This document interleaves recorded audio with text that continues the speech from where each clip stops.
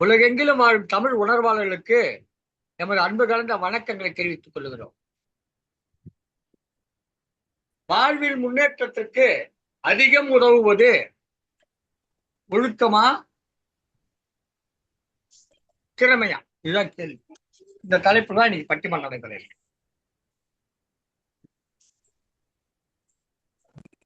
தனி மனிதனுடைய வாழ்க்கை என்பது ஒன்று, சமூக ரீதியாக ஒரு மனிதனுடைய வாழ்க்கை என்பது வேறு. ஒழுக்கம் உயிரினம் ஓம்பப்படும், ஒழுக்கம் ஒழுக்கம் உயிரினும் ஓம்பப்படும் சொல்றாரு வள்ளுவர். அது தனி மனித கருத்துக்கா சமூக கருத்துக்கா ரெண்டுத்துக்கும் பொருந்தக்கூடியது.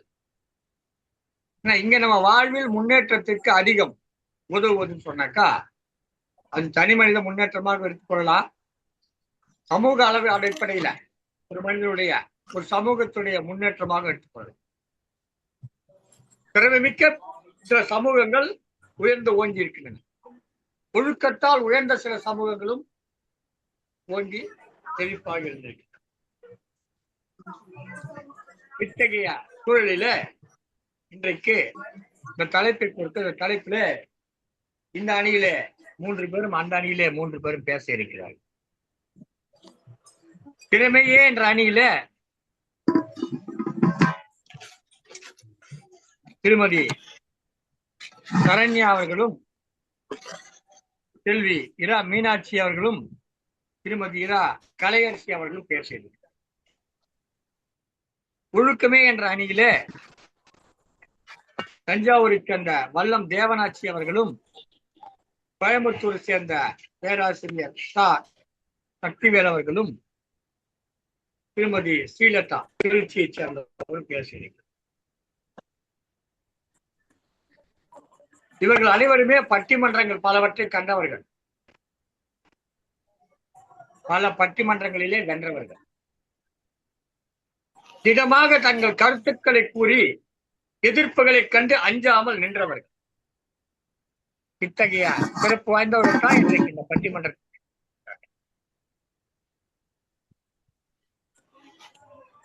திருமதி கலையரசியாகட்டும், திரு முனைவர் சக்திவேல் ஆகட்டும், சரண்யா, ஸ்ரீலதா போன்றவர்களாகட்டும், இவங்க எல்லோருமே ஏதோ ஒரு வகையில கல்வி கற்பிக்கிற பணியில இருந்தவங்க இருக்கிறவங்க. இந்த கல்வி கற்பித்தல் என்பது திறமையை வளர்த்தல், ஒழுக்கத்தை சொல்லிக் கொடுத்தல். ஒரு பள்ளிக்கூட டீச்சர் கிட்ட என்ன எதிர்பார்க்கிறாங்க? சொல்லிக் கொடுக்க எதிர்பார்க்கிறாங்க. பையனை நல்லவனாக வளர்த்து உயர்வாக உயர்த்தணும். இதுதான் அதனுடைய நோக்கம், முக்கியமான நோக்கம். அப்ப ஒழுக்கத்தை கற்றுக் கொடுக்கிற ஒரு முக்கிய பணியில இந்த ஆசிரியர்கள் ஈடுபட்டிருக்கிறார். அவர்களே சில பேர் திறமைதான் முக்கியம்னு பேசுறாங்க, சில பேர் ஒழுக்கம் தான் முக்கியம்னு பேசுறாங்க. நம்ம வல்லம் தேவனாட்சி காவல்துறையில இருந்தவர். அவர் இருந்ததே சட்டம் ஒழுங்கு பிரிவில் இருந்தவர். அவர் இருந்தே சட்டம் ஒழுங்கு, அதனால அவர் ஒழுக்கமேன்னு பேச வந்திருக்கார். சிறப்புதான். ஏன்னா என்னதான் திறமையா திருடினாலும் ஒழுக்கம் இல்லாத போனா ஒழுங்கு கெட்டவன் அவ்வளவுதான். அவனுக்கு கொண்டு போய் சட்டம் தண்டிச்சிடும். ஒழுங்கு இல்லாதவனுக்கு சட்டம் தண்டிக்கும். அதுதான் அவருடைய வேலை. அதுதான் அந்த வழியில இருந்தார். சட்டம் ஒழுங்கு காவல்துறை பணியாற்றி ஓய்வு பெற்றவர். ஆக இந்த பட்டிமன்றத்தில் கலந்துட்டு இருக்க இந்த 6 பேருமே 6 பேர்ல 5 பேர். அதுல செல்விக்கோ மீனாட்சி மாணவி. அவங்க திறமையையும் ஒழுக்கத்தையும் ஒரு சேர கற்றுக்கொள்பவர்கள். அவங்களும் வந்திருக்காங்க.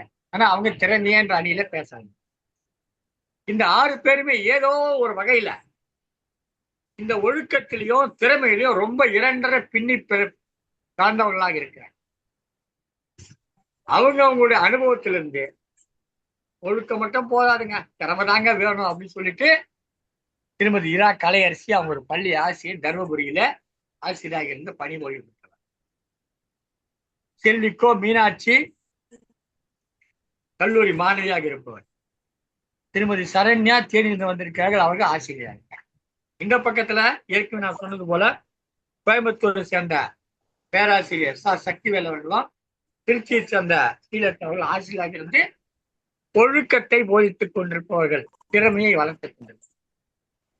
ஏற்கனவே சொன்னது மாதிரி ஒழுக்கத்தான் சட்டம் இதுக்கெல்லாம் உடன்பட்டவர் தான் நம்ம வல்லங்க. இப்படி இந்த அணியில 2 அணிகளை பிரிந்திருக்கிற இவர்களில ஒழுக்கமே என்ற அணியினுடைய அணித்தளம் ஏற்றிருக்கிறார் கவிஞர் வல்லம் தேவனாட்சி அவர்கள். திறமையே என்ற அணியினுடைய தலைமை ஏற்றிருக்கிறார் கவிஞர் திருமதி சரண்யா. இப்போது மேலும் மேலும் பேசாமல் பேசுபவருடைய பேச்சை கேட்க வேண்டும் என்கிற ஆர்வத்துல பேசாமல்னா பேச முடியாம இல்ல, பேச வேணும், பேச தெரியல. இதுக்கு மேல எனக்கிட்ட சரக்கு இல்லை. அப்புறம் என்ன பண்றது? கடையை மூடிக்கிட்டு அவங்கள அனுப்புகள் விட வேண்டியதுதான் வழி. இந்த வகையில திறமையே என்ற அணியில இந்த வாதத்தை தொடங்கி வைக்கிறாங்க. எனவே நம்மோடு இணைந்திருக்கிறார் திருமதி சரண்யா அவர்கள். அவங்க தங்களுடைய கருத்துக்களை திறமை என்ற அணியின் சார்பில் பேசி இந்த அணியினுடைய வாதத்தை தொடங்கி வைக்கிறார்கள். பாருங்கள் திருமதி சரண்யா அவர்கள், உங்கள் கருத்துக்களை கூறுங்கள்.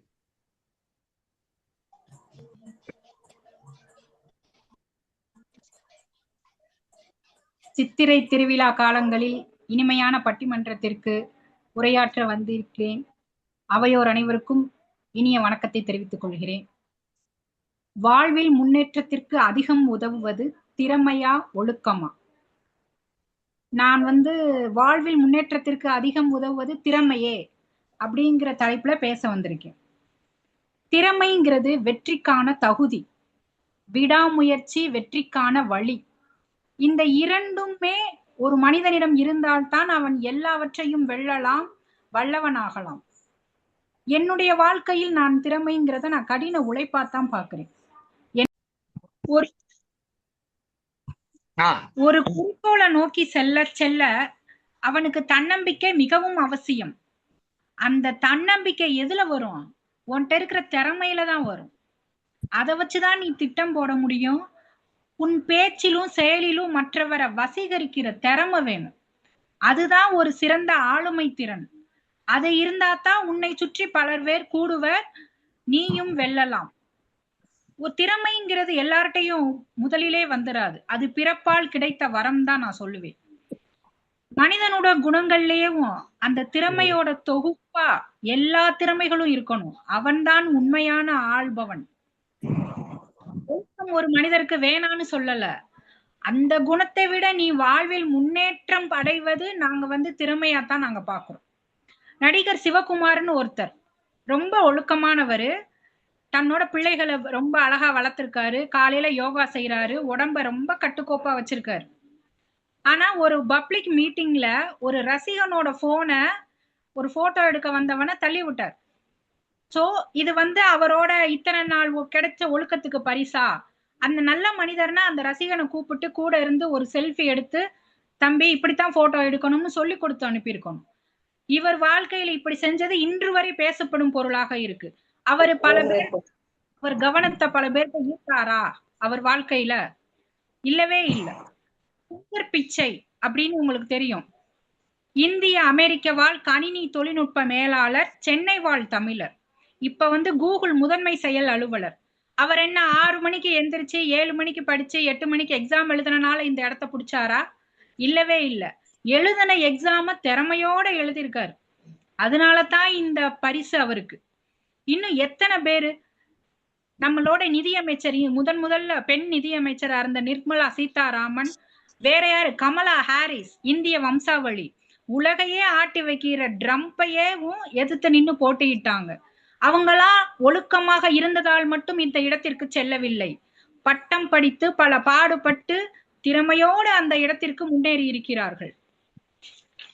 காலையில 6 மணிக்கு எந்திரிச்சு குளிச்சு சாமி கும்பிட்டு அம்மா அப்பா சொல்ற அத்தனை வேலையும் செஞ்சா போதுமா? நீ உன் வாழ்க்கையில் என்னடா செஞ்ச? உன் திறமைக்கு நீ என்ன செஞ்ச? அதுதான் எங்களுடைய கேள்வி. ஒரு ஸ்கூல்ல பாத்தீங்கன்னா காலையில 7:30 மணிக்கு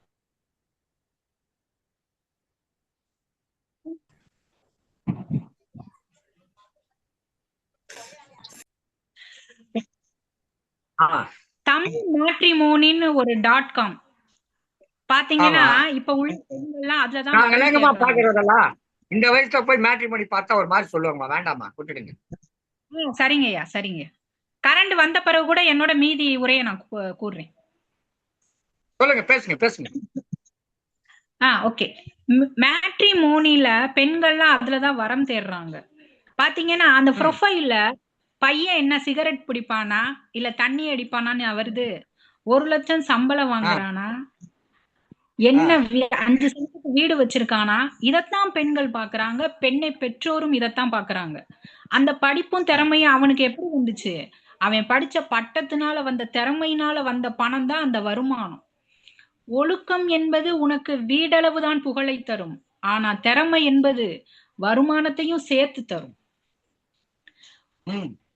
இருக்கிற இடத்திலேயேவும் இருக்கிற வட்டத்துக்குள்ளேயேவும் நாம உண்டு நம்ம வேலை உண்டுன்னு வாழ்ந்தா, ஒழுக்கத்தோடு வாழ்ந்தா உன் புகழ் அந்த தெருவளவுதான்.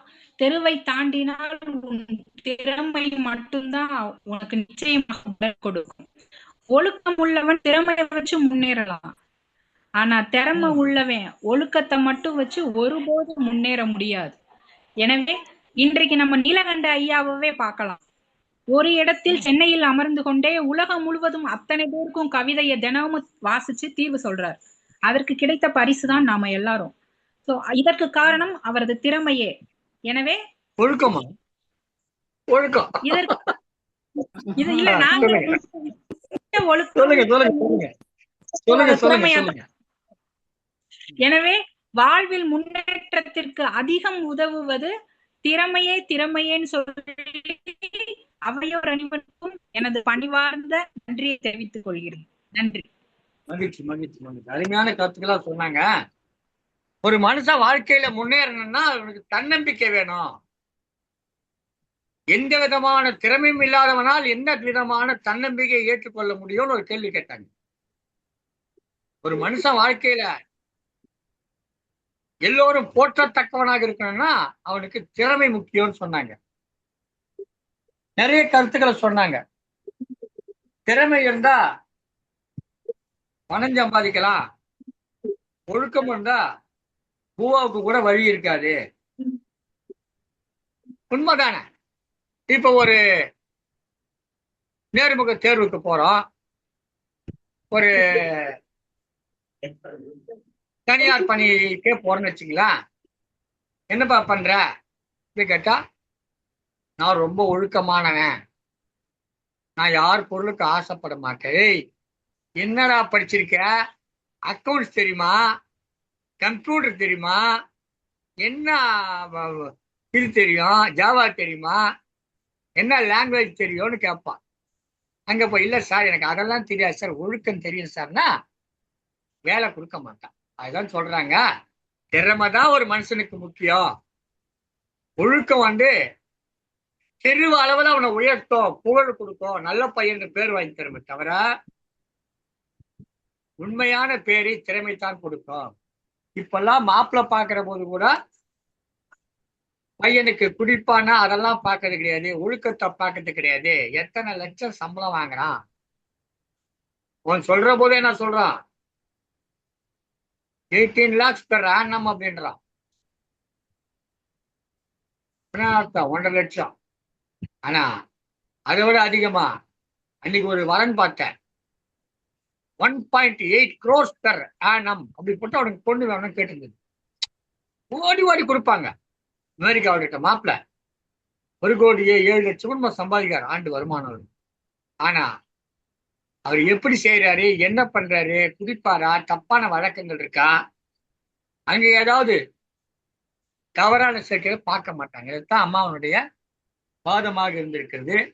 தேனியிலிருந்து சரண்யா தங்களுடைய கருத்துக்களை தன்னுடைய அணியின் வாதமாக வைத்து சென்றிருக்கிறார். நிறைவு நேரத்தில் சில விடயங்கள் இருக்கு, அதை பற்றிலாம் பார்ப்போம். அருமையா ஒன்று சொன்னாங்க, திறமை வருமானம் தரும், திறமை வருமானம் தரும், ஒழுக்கம் தெருமானம் தரும். அவ்வளவுதான் அவன் சொன்ன வார்த்தை. திறமை இருந்தா வருமானம் கிடைக்கும், ஒழுக்கம் இருந்தா அந்த தெருவுல அவன் மானம் நல்லா இருக்கும் சொல்லியிருக்காங்க. அடுத்ததாக ஒழுக்கமே என்ற அணியில் இருந்து பேச வருகிறார் கவிஞர் வல்லம் தேவனாட்சி அவர்கள். சார்லிமன் என்கிற இயற்பெயரை கொண்டவர். தமிழ்நாடு காவல்துறையிலே பல காலம் பணியாற்றி ஓய்வு பெற்றவர். ஒழுக்கம் தான் சிறந்தது என்று சொல்ல நான் ஏற்கனவே சொன்னது போல காவல்துறை என்பது ஒழுக்கத்தை வலியுறுத்துவதுதான் இருக்குது. திறமை வலியுறுத்துவதற்காக இருக்கு. வர்றவன் ஒழுக்கமானதா பாக்குது, எவ்வளவு திறமையான பாக்குறது இல்ல. பேங்க் லாக்கரியே யாருக்குமே தெரியாம ஓபன் பண்ணிட்டா, பயங்கர திறமைசாலிடா, வாடா வாடா வாடான்னு எஸ்ஐ இன்ஸ்பெக்டர் தட்டி கொடுத்து கேசி கிட்ட கொடுத்து போய், சார் சார் பெரிய ஆள் சார், எல்லார் கடையிலயும் மண்ணை கொடுத்து பேங்க் லாக்கர் ஓபன் பண்ணிட்டார் சார் அப்படின்னு அனுப்பிச்சிருவாங்களா? என்னது பேங்க் லாக்கர் ஓபன் பண்ணியா? ஒழுக்கம் கேட்ட நாயன்னு போட்டு நம்ம மிதிச்சு ஒரு மூலையில உட்கார வச்சு வர்ற கான்ஸ்டபிள் போற கான்ஸ்டபிள் ஹெட் கான்ஸ்டபிள் ரைட்டு ஒத்த பேர் என்னான்னு கேட்டு தூக்காலையே மெரிப்பாங்க. இதுதான் நடைமுறை. ஒழுக்கம் தான் ரொம்ப சிறந்தது. பேசுறதுக்கு வந்திருக்காரு கவிஞர் வல்லம் தேவனாட்சி அவர்கள். வாருங்களையா, உங்களுடைய கருத்துக்களை தாருங்கள். ஐயா வணக்கம். வணக்கம். சங்க ஐயா வணக்கம். சங்க இலக்கிய தமிழ் பூங்கா ஒருங்கிணைப்பாளர் ஐயா அவர்களே, இன்றைய பட்டிமன்ற நடுவராக திரு நீலகண்டன் ஐயா இருப்பதில் பெரும் மகிழ்ச்சி அடைகிறேன். ஒழுக்கத்தின் எய்துவாராக ஐயா இருக்கிறார்கள். இப்பொழுது பேசிவிட்டு சென்றார்கள். சிவகுமாரை பத்தி பேசினாருங்க. அந்த சிவகுமார் அவர்களே சொன்னார்கள், சிவகுமார் ஒழுக்கத்தினால் தன்னுடைய பிள்ளைகளை எவ்வளவு அழகாக வளர்த்திருந்தார் என்று சொன்னார்கள். அந்த ஒழுக்கத்தினால் தான் அந்த பிள்ளைகள் இன்னைக்கு மென்மேலும் அடைஞ்சிருக்கு. அந்த அவருடைய குடும்பம் இன்னைக்கு சிறப்பாக இருந்து கொண்டிருக்கிறது. ஆனால் அதே சிவகுமார் தன்னுடைய கல்வியாலும் நடித்திருந்தாலும் கல்வி புலன்களாக அவர் கற்ற வித்தையை தெளிவாக விளக்கியுள்ளார். கம்பராமாயணத்தை அவர் மிக அழகாக விளக்கியுள்ளார். அதில் ஒழுக்க பண்புகளை அவர் அதிகமாக பேசியது காணொலியில் உண்டு. ஒழுக்கம் ஒருவருக்கு மிகவும் இன்றியமையாதது. ஒழுக்கம் இருந்தால்தான் அவன் மேன்மை அடைவான் என்பது பொருள்.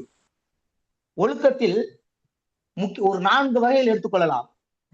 நற்பண்பு, நேர்மை, சுய கட்டுப்பாடு, நல்ல நெறி, இவையெல்லாம் ஒரு மனிதனுக்கு இருக்க வேண்டும். இருந்தால் அவன் ஒழுக்கத்தில் ரொம்ப கடைபிடித்தால் தான் அவன் திறமை அங்க வெளிப்படும். ஒழுக்கம் இல்லை என்றால் திறமை நிச்சயமாக வெளிப்படையாது. ஒருவரின் நடத்தையை பற்றி அவனுடைய ஒழுக்கத்தில் தான் தெரிந்து கொள்ள முடியும். என்னுடைய பையன் ஐயா நடுவர் ஐயா அவர்களே, எனது பையனுக்கு நான் ஒரு இடத்துல பெண் பார்க்க சென்றிருந்தேன். அவர்கள் கேட்டது, இன்றெல்லாம் சம்பாதிக்கிறதெல்லாம் சரிதாங்க, அதெல்லாம் எல்லா பிள்ளைகள்லாம் இருந்தாலும் நல்லா சம்பாதிச்சிருவாங்க, உங்க பையனுக்கு தண்ணி அடிக்கிற பழக்கம் இருக்கா அப்படின்னு கேட்டாங்க. நான் சொன்னேன், என்னுடைய 36 வயசுல சர்வீஸ்லயே நான் எந்த பழக்கம் வச்சுக்கிட்டது இல்ல, என் பிள்ளைகளுக்கு அந்த பழக்கம் இல்ல, என் பிள்ளைகளை அந்த மாதிரி சொன்னாங்க அங்க உங்களையும் அப்படின்னு சொன்னாங்க. அப்படி இருப்ப அங்க பணம் முக்கியம் படல,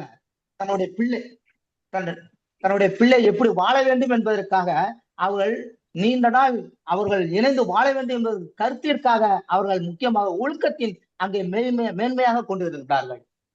மேலும் சுய கட்டுப்பாடெல்லாம் இருக்கிறது.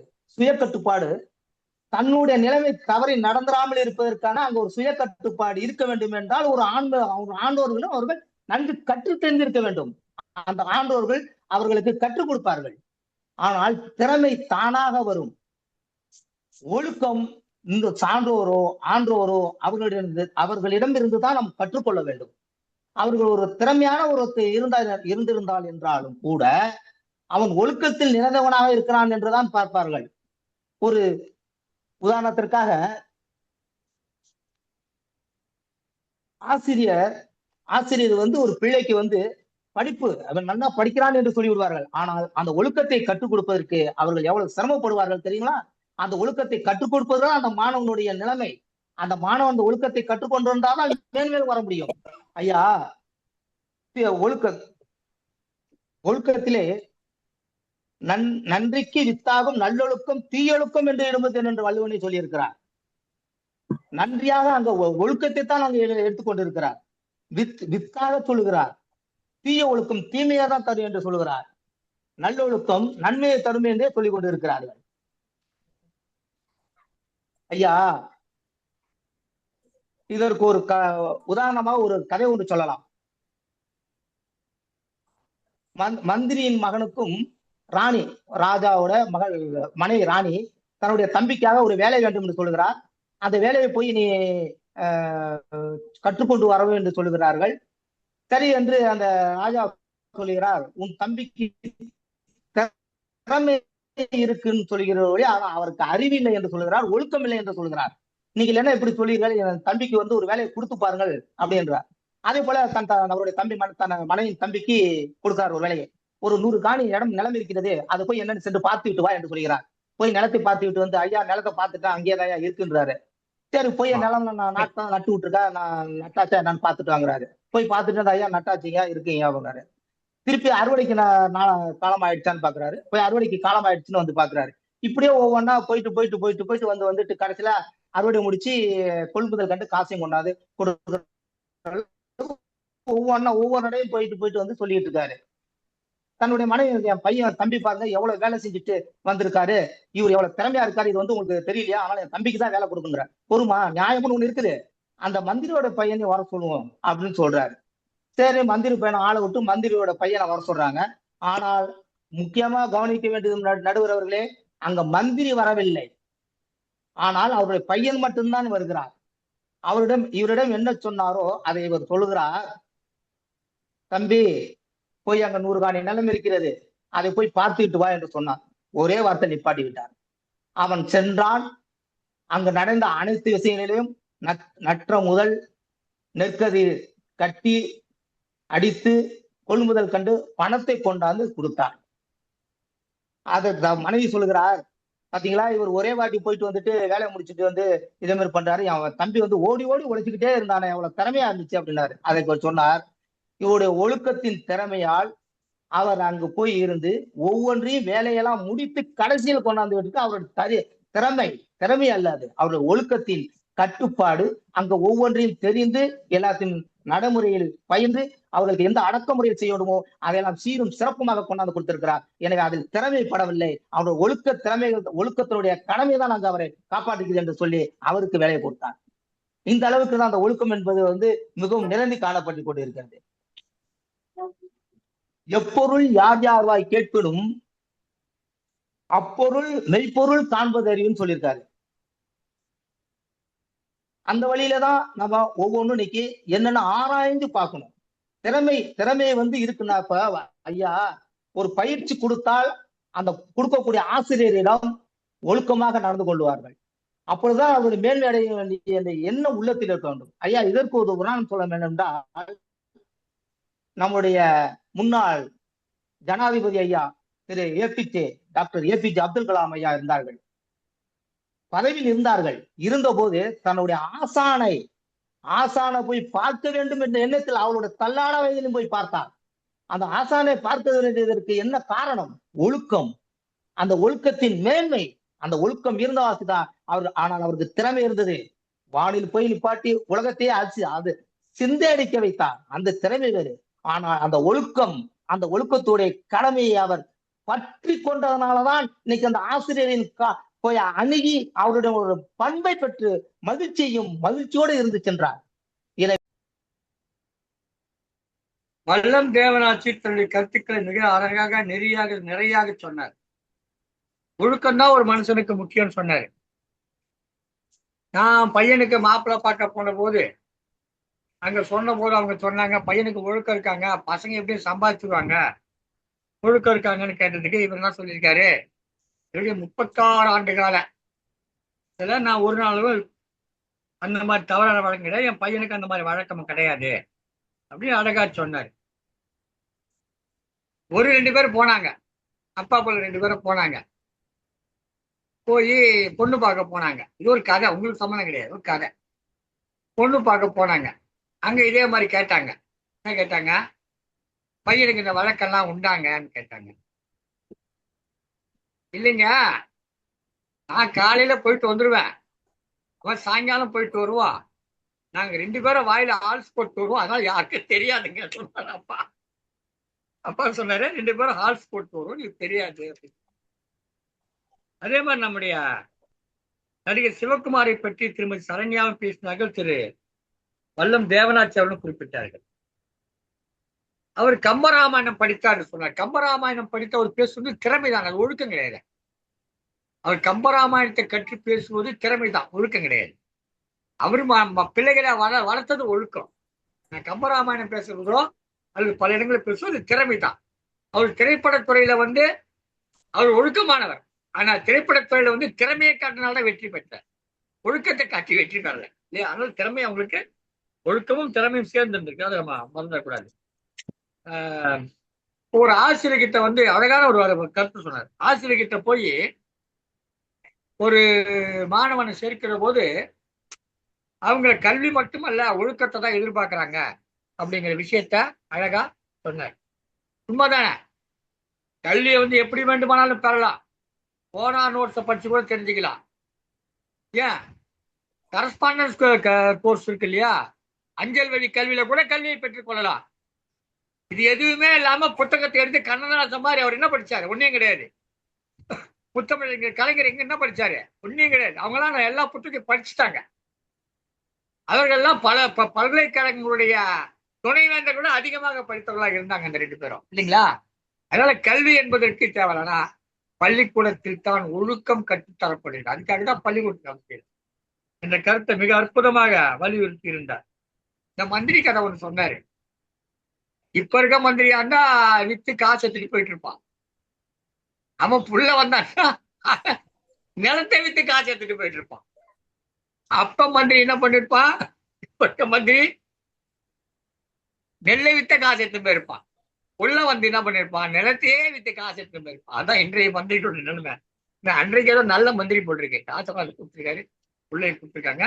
அருமையாக அந்த ஒழுக்கத்தை வலியுறுத்தி மிக சிறப்பாக சொன்னார். ஆனால் இந்த மந்திரி கதையும் கூட கொஞ்சம் திறமையத்தான் அவர் முன்னிறுத்தி இருந்தார் என்று நான் கருதுகிறேன். சிறப்பான கருத்துக்களை கூறியிருந்தார். அந்த அம்மா நம்முடைய சரண்யா அம்மையார் கூறினார்கள, அதுக்கு அருமையான ஒரு பதிலை சொல்லியிருந்தார். அந்த தொலைபேசியை தட்டி விட்டது என்பது எத்தனை திறமைந்த ஒழுக்கக்கேடான செயல் என்று குறிப்பிட்டிருந்தது. அவரையும் மறந்து சொல்லிவிட்டார். அதை அழகாக நம்முடைய வல்லம் தேவநாச்சி அவர்கள் எடுத்து காட்டினார்கள். இப்போது அடுத்த சுற்று தொடங்குகிறது. அடுத்த ரவுண்டுன்னு சொல்லுவாங்க. ரவுண்டுன்னா அர்த்தம் வேற, ஆனால் ரவுண்டு நான் சுற்றியே சொல்லுவோம். அடுத்த சுற்று தொடங்குகிறது. 2வது சுற்றுல திறமையே என்ற அணியில பேசுவதற்கு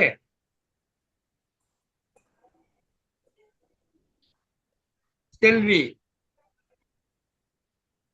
கோ மீனாட்சி அவர்கள் வர்றாங்க. செல்வி கோ மீனாட்சி கல்லூரி மாணவி, திறமையே என்ற அணியில பேச வந்திருக்காங்க. திறமையாக பேசுவார்கள். பல கவியரங்கங்கள் கண்டு அதிலே வெற்றி வாகை சூடியவர் செல்வி கோ மீனாட்சி. அவர் ஒளிவாங்கியை திறக்கிற வரை அவரை பற்றி நான் பேசிக்கொண்டே இருப்பேன். நல்ல கவிதைகளை நயமுற சொல்வதில் வல்லவர் செல்வி கோ மீனாட்சி. இவருடைய கவிதை திறமையை பார்த்து நானே ஒரு கவியரங்கத்தில் இவரை தலைமை பொறுப்பிலே போட்டு வருட மூத்தவர்களெல்லாம் அதிலே பங்கேற்று கவிதை படிக்க வேண்டும் என்ற வேண்டுகோள் வைத்தேன். பாருங்கள், செல்வி கோ மீனாட்சி அவர்களே, ஒளிவாங்கி திறந்து உங்கள் கருத்துக்களை கூறுங்கள்.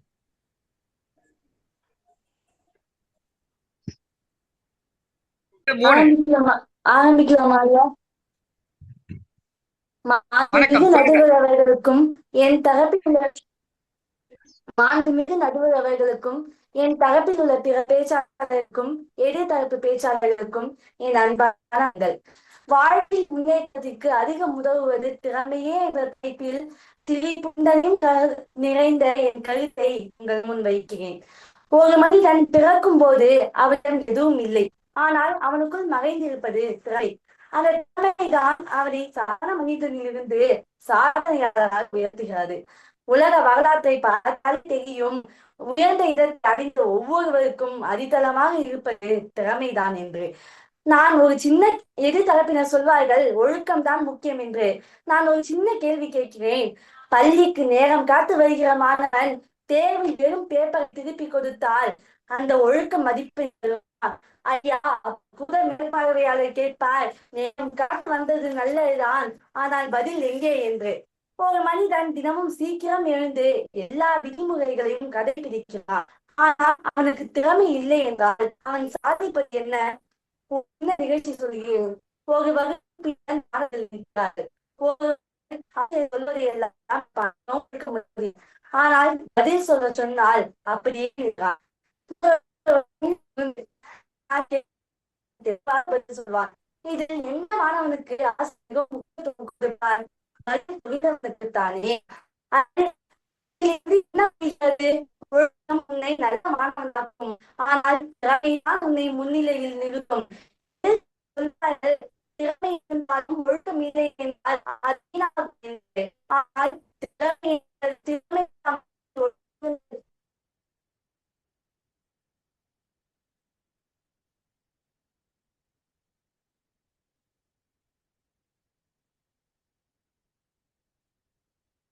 என்பது நீர்.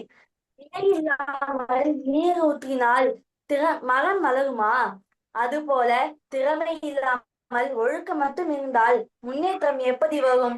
இந்த உலகம் யாரை போற்றுகிறது? ஒழுக்கமுடையவர்களை மட்டுமா? சாதனை செய்பவர்களையும் தானே. அந்த சாதனைக்கு காரணம் திறமைதானே. ஒரு கலைஞன், ஒரு விளையாட்டு வீரன், ஒரு அறிவியலாளர், இவர்களை எல்லாம் உலகம் நினைவில் வைத்திருக்கிறது. ஏன்? அவர்கள் ஒழுக்கமாக இருந்ததற்காகவா? இல்லை, அவர்களின் திறமை உலகை ஆச்சரியப்படுத்துவதற்காக தான். அன்புடையவர்களே, ஒழுக்கம் ஒரு நல்ல பண்பு, அது உன்னை தவறாமல் காக்கும்.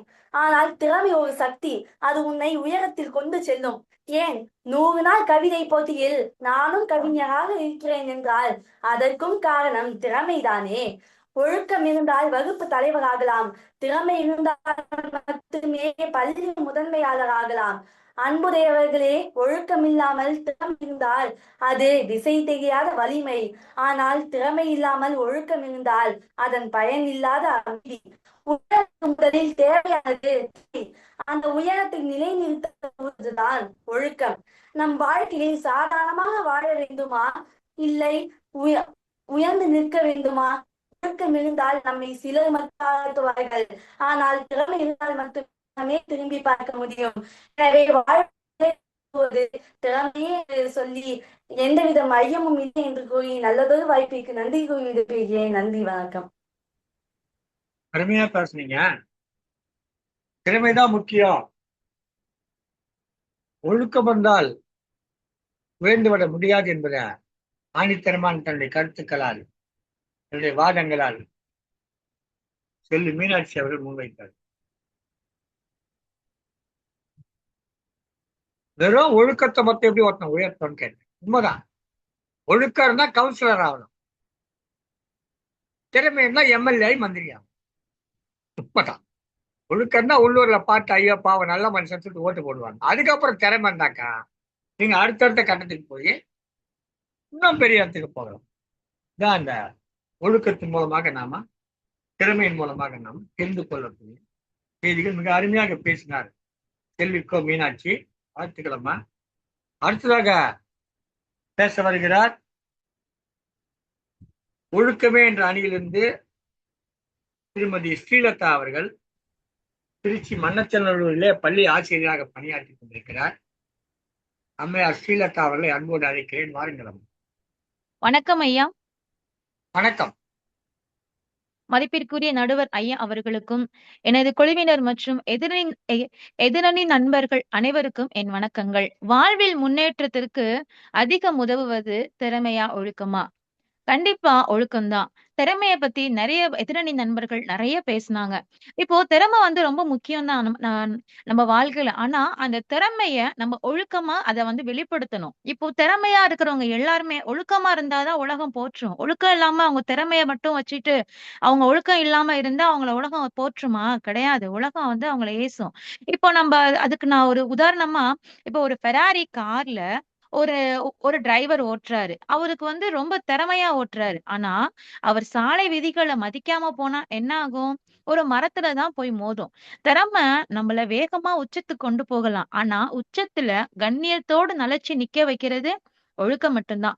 இன்னொரு உதாரணம் சொல்லலாம். ஒழுக்கம் அப்படிங்கிறது ஒரு கார்ல இருக்கிற ஸ்டேரிங்க, பிரேக் மாதிரி. நம்ம எங்க நிக்கணும், எப்படி எப்போது நம்ம வந்து வேகமா செல்லணும், எப்படி நம்ம பாதுகாப்பா இருக்கணும் அப்படிங்கிறத தீர்மானிக்கிறது ஒழுக்கம் தான்.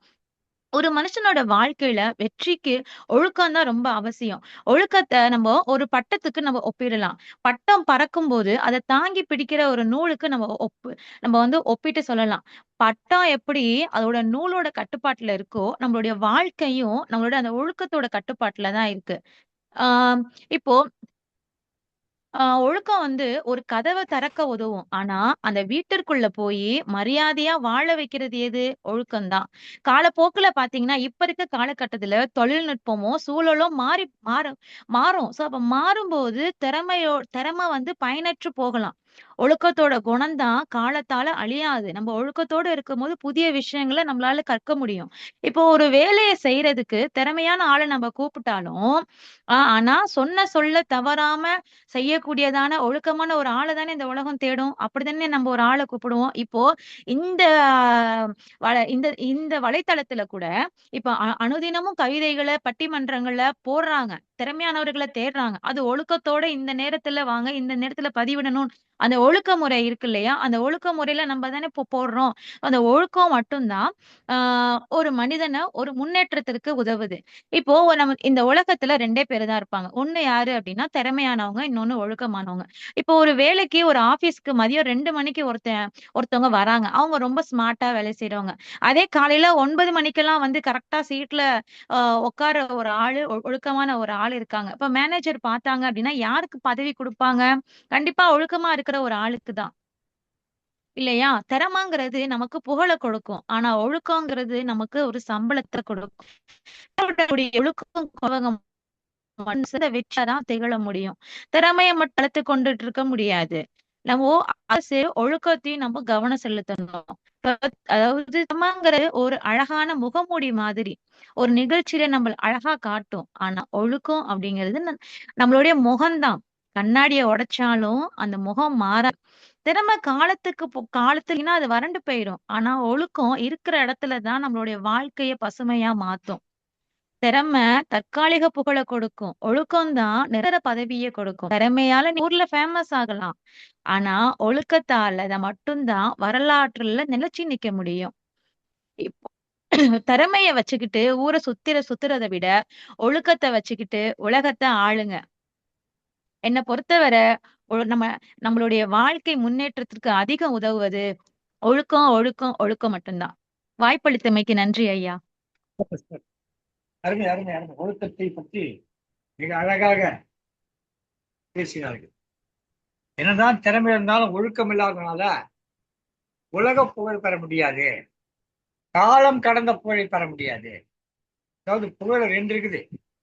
ஒண்ணு இப்போ இந்த காலத்துல பெறுவது, இன்னொன்று காலத்துக்குமானது. அப்போ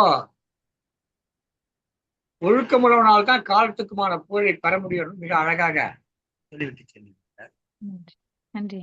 தனது கருத்துக்களை வலிமையாக ஸ்ரீலதா அவர்கள் இங்கே பதிவு செய்திருக்கிறார். நன்றி. இப்போது திறமையே என்ற அணியிலிருந்து இரா கலையரசி அவர்கள் இணைந்திருக்கிறார்கள்.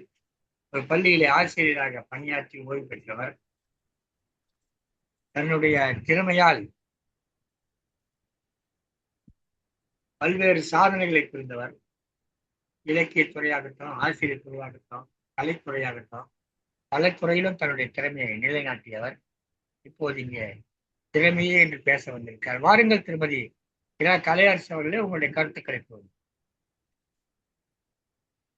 நடுவர் ஐயா அவர்களே, இந்த நிகழ்வில் பட்டிமன்ற நிகழ்வில் பேச வந்திருக்கக்கூடிய பேச்சாளர்களே, காணொளியை கேட்டுக்கொண்டிருப்பவர்களே அனைவருக்கும் என் வணக்கம்.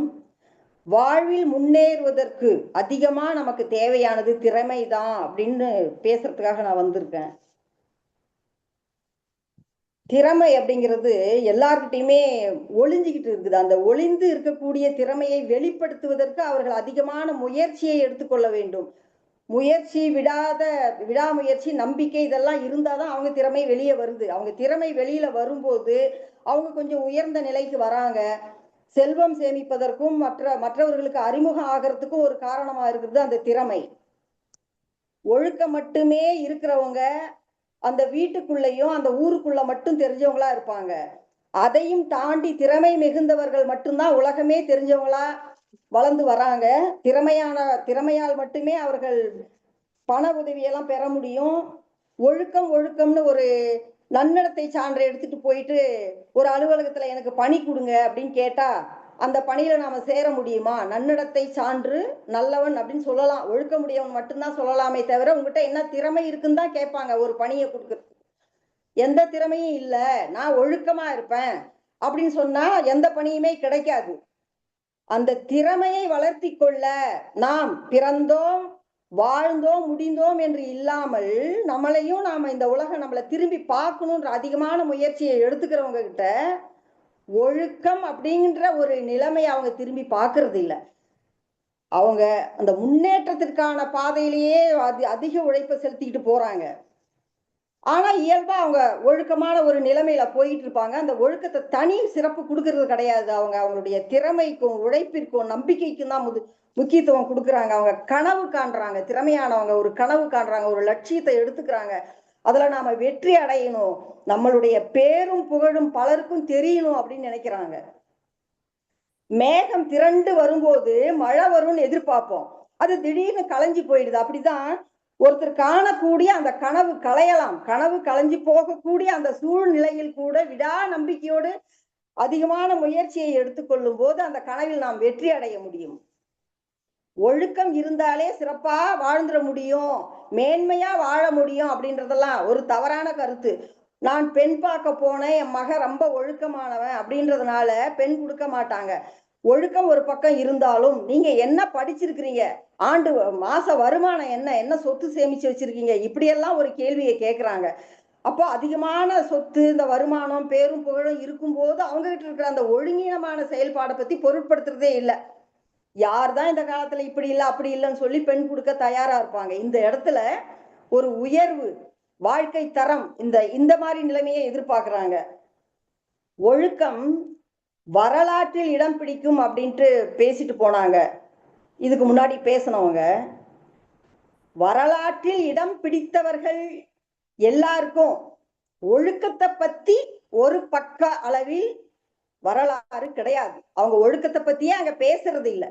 அவங்க என்ன சாதிச்சாங்கன்றது மட்டும்தான் அந்த வரலாற்றுல இடம் பிடிச்சிருக்கு.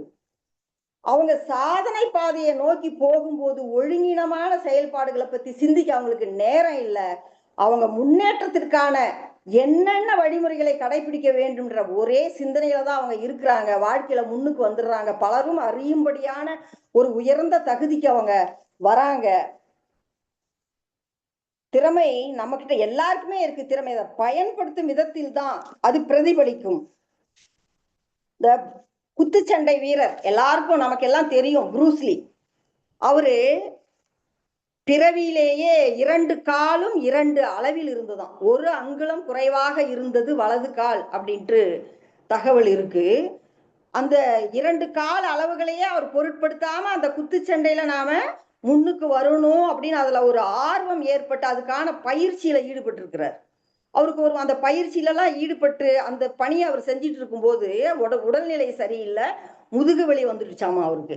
நீங்க ஓய்வுல இருக்கணும் 6 மாசம் அப்படின்னு மருத்துவர் சொல்லி இருந்த அந்த காலகட்டத்துல 6 மாச காலத்தை நான் வீண்படிக்க விரும்பல அப்படின்னு குத்துச்சண்டையை பத்தி புத்தகங்கள்லாம் அவர் எழுதியிருக்கிறாரு அப்படின்னு. அதோடு இல்லாம அவருக்கு பிறவியிலேயே கிட்ட பார்வை நல்லா இருக்கும், தூர பார்வையில ரொம்ப குறைபாடு. ஆனா அந்த குத்துச்சண்டையில அவர் பிரபலமா வரணும், அதுல இருக்கிற அந்த ஆர்வத்தை வெளிப்படுத்தணும்ட்டு ரொம்ப பாடுபட்டு இருக்கிறாரு. அப்போ கிட்ட போய் சண்டை போடக்கூடிய அந்த குத்துச்சண்டையில ஒரு பிரிவு அதை தேர்ந்தெடுத்து அவர் அந்த குத்துச்சண்டையில ரொம்ப பிரபலமா வந்தாரு. இதுல அவர் ரொம்ப எல்லாம் உலகமே தெரிஞ்சவரா ஆனதுக்கு என்ன காரணம்? அவருடைய திறமை தான். அவரை பத்தி அந்த புத்தகங்கள்ல எழுதியிருக்காங்க. அந்த இடத்துல அவருடைய ஒழுக்கத்தை பத்தி எந்த ஒரு வரியும் கிடையாது. திறமையானவன் மட்டும்தான் உலகம் திரும்பி பார்க்கும். திறமை இல்லாமல் ஒழுக்கம் மட்டுமே இருக்கிறவங்கள அவங்க வீடும் அவங்க ஊர் மட்டும்தான் திரும்பி பார்க்கும். அவங்களுடைய வாழ்க்கை தரத்துல உயர்வடைவதற்கான முயற்சி இருக்காது. ஒழுக்கம் மட்டுமே அப்படின்னு நினைச்சிட்டு இருக்கிறது தவறு. ஒழுக்கத்தையும் ஒழுக்கத்தை மீறுவது அல்ல, திறமையை வளர்த்து கொள்ளும் பொழுது ஒழுக்கம் நம்ம கூடவே அதுவும் வந்துடுது. திறமைதான் வாழ்க்கையில முன்னேறதுக்கும் செழிப்பா வாழ்றதுக்கும் உலகமே தெரிஞ்சக்கூடிய ஒரு மனிதனாக ஆகிறதுக்கு ஒரு காரணமா இருக்குது. ஆங்கில இலக்கிய மேதை ஜான் மில்டன் அவரு எழுத்தாளர், கவிதை எழுதுவாரு, நாடகங்கள் எழுதுவாரு. 42 வயசு வரை அவருக்கு எந்த பிரச்சனையுமே இல்லாம பார்வை நல்லா இருந்தது. அதன் பிறகு அவருக்கு பார்வை குறைபாடு ஏற்பட்டுருச்சு. ஆனா மனசுல இருக்கக்கூடிய அந்த ஆதங்கம் அவருக்கு குறையல. இந்த திறமையை நாம கைவிடக்கூடாது, பார்வை குறைபாடுன்ற ஒரு காரணத்தை வச்சு நாம அமைதியா இருக்கக்கூடாதுன்ட்டு அவருடைய மகக்கிட்ட சொல்லி அந்த கவிதைகளையும் நாடகங்களையும் எழுதினாராம். அப்படி எழுதுனதுல அவர் எழுதுனது இழந்த சொர்க்கம் அப்படின்ற ஒரு காவியம், அது ரொம்ப ஒரு ஃபேமஸ் ஆச்சு அப்படின்ட்டு குறிப்பு இருக்கு. தன்கிட்ட ஒரு குறைபாடு இருந்தும் கூட நம்ம திறமையை இந்த உலகம் அறியணும்ட்டு ஒரு முயற்சி எடுத்துக்கிறாங்க பாருங்க. பிறந்தவர்கள் எல்லாரும் வாழ்ந்தோம் முடிந்தோம் என்று இல்லாமல் சாதிக்கணும்னு நினைக்கிறவங்க மட்டும்தான் அந்த திறமையை வெளிப்படுத்துவாங்க, அதற்கான முயற்சியில் ஈடுபடுவாங்க. தூங்குறது இல்லை, ஒழுங்கா சாப்பிட்றது இல்லை, அவங்க என்னத்தை நினைக்கிறாங்களோ அதை சாதிக்கணுன்ற பாதையிலே போயிட்டு இருப்பாங்க. ஒழுக்கம் கெட்டு போறதுக்கான ஒரு வாய்ப்பே அந்த இடத்துல கிடையாது. அவங்க நல்ல உயர்ந்த நிலைக்கு வந்த பிறகு சிறப்பாக பேசுங்க, அருமையாக சொன்னீர்கள். நல்ல கருத்துக்கள் எல்லாம் நீங்க திறமையாக கொண்டு வந்து கொடுத்தீர்கள். உங்களுடைய திறமையே ஒழுக்க பண்புகளை எல்லாம் திறமைன்னு மாத்தி சொன்னீங்க பாருங்க, அதுதான் உங்களுடைய திறமை. சிறந்த ஒழுக்க பண்புகளை எல்லாம் திறமைன்னு மாத்தி சொன்னீங்க பாருங்க, அங்கதான் கலையரசி அம்மாவுடைய திறமை நிக்குது. சிறப்பு சிறப்பு சிறப்பு. ப்ரூஸ்லி குத்துச்சண்டை போடல, அவரு செய்த இதுக்கு பேரு மார்ஷியல் ஆர்ட்ஸ் சொல்லுவாங்க, தற்காப்பு கலை. அதுல குறிப்பா அவர் தேர்ந்தெடுத்திருந்த அந்த இதுக்கு பேர் ஜீத் லிண்ட் மாவோன்னு சொல்லுவாங்க. அது பேரு அது ஜீத் லிண்ட் மான் பேர், அந்த கலைக்கு பேர். அதான் தேர்ந்தெடுத்து அவரு உலக புகழ் பெற்றாரு. மிகச்சிறந்த சொன்னீங்க, ஒரு காலு குட்டையா இருக்கும், ஒரு காலு நட்டையா இருக்கும், குறை உள்ளவரு, கிட்ட பார்வை தூர பார்வை சிக்கல் உள்ளவருன்னு. இந்த கிட்ட பார்வை தூர பார்வையை வச்சுக்கினேன் ஒரு கால் குறைபாடு இருக்கிற போது ஒரு காலும் அவரை வெல்ல முடியாதவராக வாழ்ந்திருக்கிறான்னு சொன்னால் அது அவருடைய திறமையைத்தான் காட்டுகிறேன். அவருடைய திறமையைத்தான். ஒரு கால் குறைவு இருக்கிறது என்று சொன்னாலும் ஒரு காலும் ப்ரூஸ்லி அவர் வாழ்ந்தவரை வெல்ல முடியாது என்ற ஒரு சாதனை நிகழ்த்தி விட்டு சென்றார். திரைப்பட நடிகரா வந்தாரு, நிறைய இதெல்லாம் செஞ்சிருக்காரு, சிறப்பு பண்ணிருக்காரு. ரொம்ப அருமையான மனிதர், அடிப்படையில ரொம்ப அருமையான மனிதராக திகழ்ந்திருக்கிறார். இத்தனை திறமை கொண்ட அவருக்குள்ளரா ஒரு நல்ல ஒழுக்க பண்புகளும் இணைஞ்சே இருந்திருக்கு என்பதை நாம் மறந்து விடக்கூடாது. இந்த நிகழ்ச்சியில 3வது சுற்று இப்போது சென்று கொண்டிருக்கிறது. அந்த வகையில இப்போது ஒழுக்கமே என்ற அணியிலே பேசுவதற்காக பேராசிரியர் முனைவர் ச. சக்திவேல் அவர்கள் இணைந்திருக்கிறார்கள். திருக்குறள் தூதர் இங்க விருது பெற்றவர். தான் மட்டும் இந்த விருதை பெறாமல் தனக்கு இருக்கும் இந்த திறமை தன்னோடு சென்றுவிடக் கூடாது என்று தன்னுடைய 3 மகள்களையும் அந்த திறமையிலே கொண்டு அவர்களுக்கும் அந்த திருக்குறள் படிக்கிற ஒழுக்கத்தை ஏற்படுத்தி கொடுத்தார். அந்த 3 பிள்ளைகளும் கூட திருக்குறளை சொல்லுவதிலும் கற்பதிலும் அந்த ஒழுக்கத்திலே தங்களை ஈடுபடுத்தி இவரும் ஒழுக்கத்தை ஈடுபடுத்தியிருக்காரு. ஒரு சிறந்த மனிதர், திறமையானவர், அதுல ஒன்றும் சந்தேகம் கிடையாது.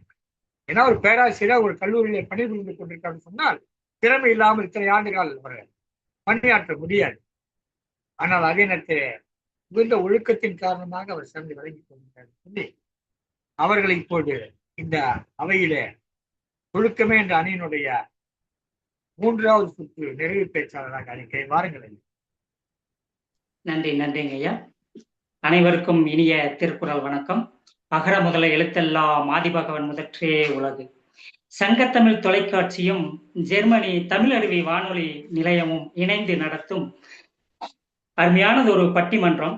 வாழ்வில் முன்னேற்றத்திற்கு அதிகம் உதவுவது திறமையே ஒழுக்கமே என்ற தலைப்பில் நடுவராக வீற்றிருக்கும் நல்லதொரு தீர்ப்பை தர இருக்கின்ற நமது பாரதி சுடர் திருநீலகண்ட தமிழன் ஐயா அவர்களையும் அனைத்து சான்றோர் பெருமக்களையும் வணங்கி மகிழ்கின்றேன்.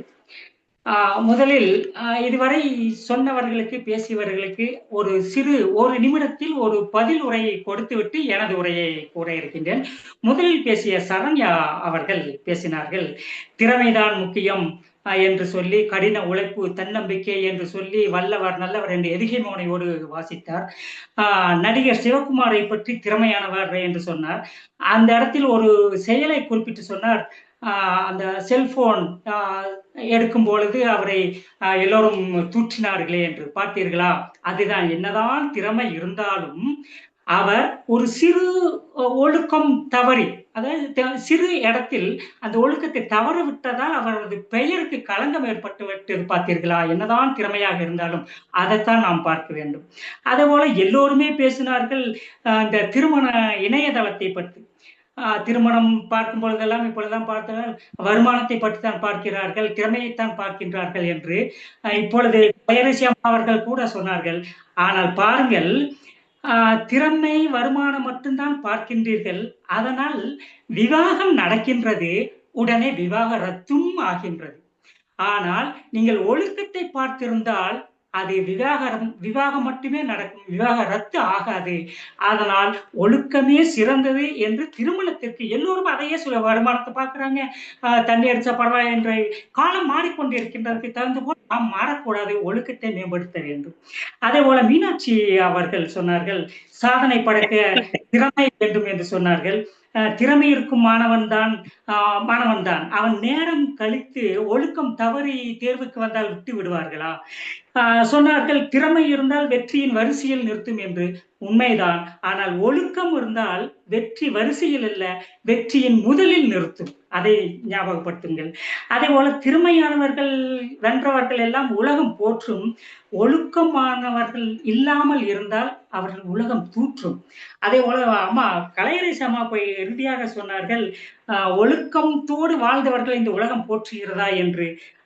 அம்மா, நமது தேசத்தந்தை காந்தியடிகள் அகிம்சை என்ற ஒழுக்கத்தை பின்பற்றியதால் தானே உலகமே அவரை போற்றிக் கொண்டு இருக்கின்றது. திறமை என்பது கனவுதான், ஆனால் ஒழுக்கம் என்பது அதை நனவாக்கக்கூடியது. அதே போல ஒழுக்கம் இருப்பவர்கள் உள்நாட்டுக்குள்ள அல்லது உள்ளூரில் தான் அவர்களுக்கு பேரும் புகழும் இருக்கும். திறமை இருந்தால் வெளிநாடு போகலாம், உலகம் சுற்றலாம் என்று சொன்னீர்கள். ஆனால் வெளிநாடு நீங்கள் போக வேண்டும் என்று சொன்னாலும் பாஸ்போர்ட் என்று ஒன்று எடுக்க வேண்டும் அல்லவா? அங்கே போய் முதல் நன்னடத்தை சான்றிதழ் வாங்கி விட்டு வாருங்கள் என்று சொல்லுவார்கள், தெரியுமா? ஆக நீங்கள் நன்னடத்தையோடு ஒழுக்கத்தோடு இருந்தால்தான் உலகமே நீங்கள் சுற்ற முடியும். சரி, இப்பொழுது எனது வாதத்திற்கு வருகிறேன். திறமை என்பது ஒரு கருவி, அவ்வளவுதான். ஆனால் அதற்கு உயிர் கொடுப்பது ஒழுக்கம் என்பதை மறந்து விடாதீர்கள். வாழ்க்கையில் முன்னேற 3 தேவை. ஒன்று அதிர்ஷ்டம், அது லாட்டரி சீட்டு போன்றது. அடுத்தது திறமை, அது வெற்றியை தருவது. ஒழுக்கம் என்பதுதான் நிலையானது, புகழை தருவது. ஏனென்றால் ஒன்றா உலகத்து உயர்ந்த புகழானால் பொன்றாக நிற்பது ஒன்று எளிய என்று சொல்வதை போல இந்த உலகில் நிலையானது என்று சொன்னால் அந்த புகழ் என்று சொல்லும் பொழுது அந்த புகழை தருவது ஒழுக்கம் இருந்தால்தான் என்று சொல்லி, கல்வி, வேலை, விளையாட்டு என்று எல்லா துறைகளிலும் கண்டிப்பாக திறமை வேண்டும். ஆனால் அந்த திறமை என்பது, நன்றாக கேட்டுக்கொள்ளுங்கள், அது இந்த என்ட்ரன்ஸ் டிக்கெட், நுழைவுச்சீட்டு என்று சொல்வார்களே, அந்த நுழைவுச்சீட்டு போன்றதுதான் திறமை. ஆனால் அதை பயன்படுத்தி வெற்றியை நிலைநிறுத்துவது ஒழுக்கம் என்ற பண்பால் தான். விளையாட்டுகளில் பார்த்தீர்கள், திறமை இருக்கிறது, வெற்றி பெறுவீர்கள். ஆனால் போதை மருந்து என்று உட்கொண்டு ஒழுக்கம் தவறியிருந்தால் உங்களது அந்த பேரும் புகழும் அடிபட்டு விடும். கல்வியிலும் முறை தவறி நடந்து விட்டால் என்ன ஆகும்? ஆக எல்லா இடங்களிலும் திறமைக்கு மதிப்பு இருக்கிறது. ஆனால் மதிப்பு நிலைவர வேண்டும் என்றால் ஒழுக்கம் வேண்டும். ஒழுக்கமே, ஐயா சொன்னதை போல, ஒழுக்கம் உயிரை போன்றது என்று வள்ளுவர் சும்மா சொல்லுவாரா? ஆகவே அனைத்து இடங்களிலும் திறமை வேண்டும். ஆனால் திறமையை விட ஒழுக்கம் பின்பற்றினால் அது நிலையான வெற்றியை தரும். வாழ்க்கையில் படிப்படியாக போக வேண்டும் என்று சொன்னால் அது ஒழுக்கம்தான். உடனடியாக போய் உடனே கீழே விழுவது என்பதுதான் திறமை. ஏனென்றால் களவினால் வந்த ஆக்கம் உளது போல கெடும் என்று திருவள்ளுவர் சொல்லியிருப்பதை நாம் இந்த இடத்தில் சுட்டிக்காட்ட வேண்டும். ஆக வளர்வது போல இருக்கும், ஆனால் முடிந்துவிடும் திறமை. ஆனால் திறமையோடு ஒழுக்கம் என்ற பண்பு இருந்தால் தான் இந்த உலகில் வெற்றிப்படியை எட்ட முடியும், சிகரத்தை அடைய முடியும். இந்த வாய்ப்பை வழங்கிய அனைவருக்கும், ஐயா நீலகண்ட தமிழன் ஐயா அவர்களுக்கும், நமது ஜெர்மனி தமிழ் அருவி வானொலி நிலையத்திற்கும், சங்கத்தமிழ் தொலைக்காட்சிக்கும் எனது மனமார்ந்த நன்றியை தெரிவித்துக் கொள்கின்றேன். நன்றி நன்றி நன்றி ஐயா. அனைவருக்கும் நன்றி, வணக்கம். சிறப்பு சிறப்பு சிறப்பான கருத்துக்களை எல்லாம் வழங்கினார். ஒழுக்கத்தை பற்றி பேசுகிற போது ஒரு வள்ளுவர் துணைக்கு அழைத்துக்கொண்டார். வள்ளுவர் நமக்கு எப்போதெல்லாம் தேவைப்படுதோ அப்போதெல்லாம் ஒரு துணைக்கு நமக்கு ஒரு நல்வழி காட்டு.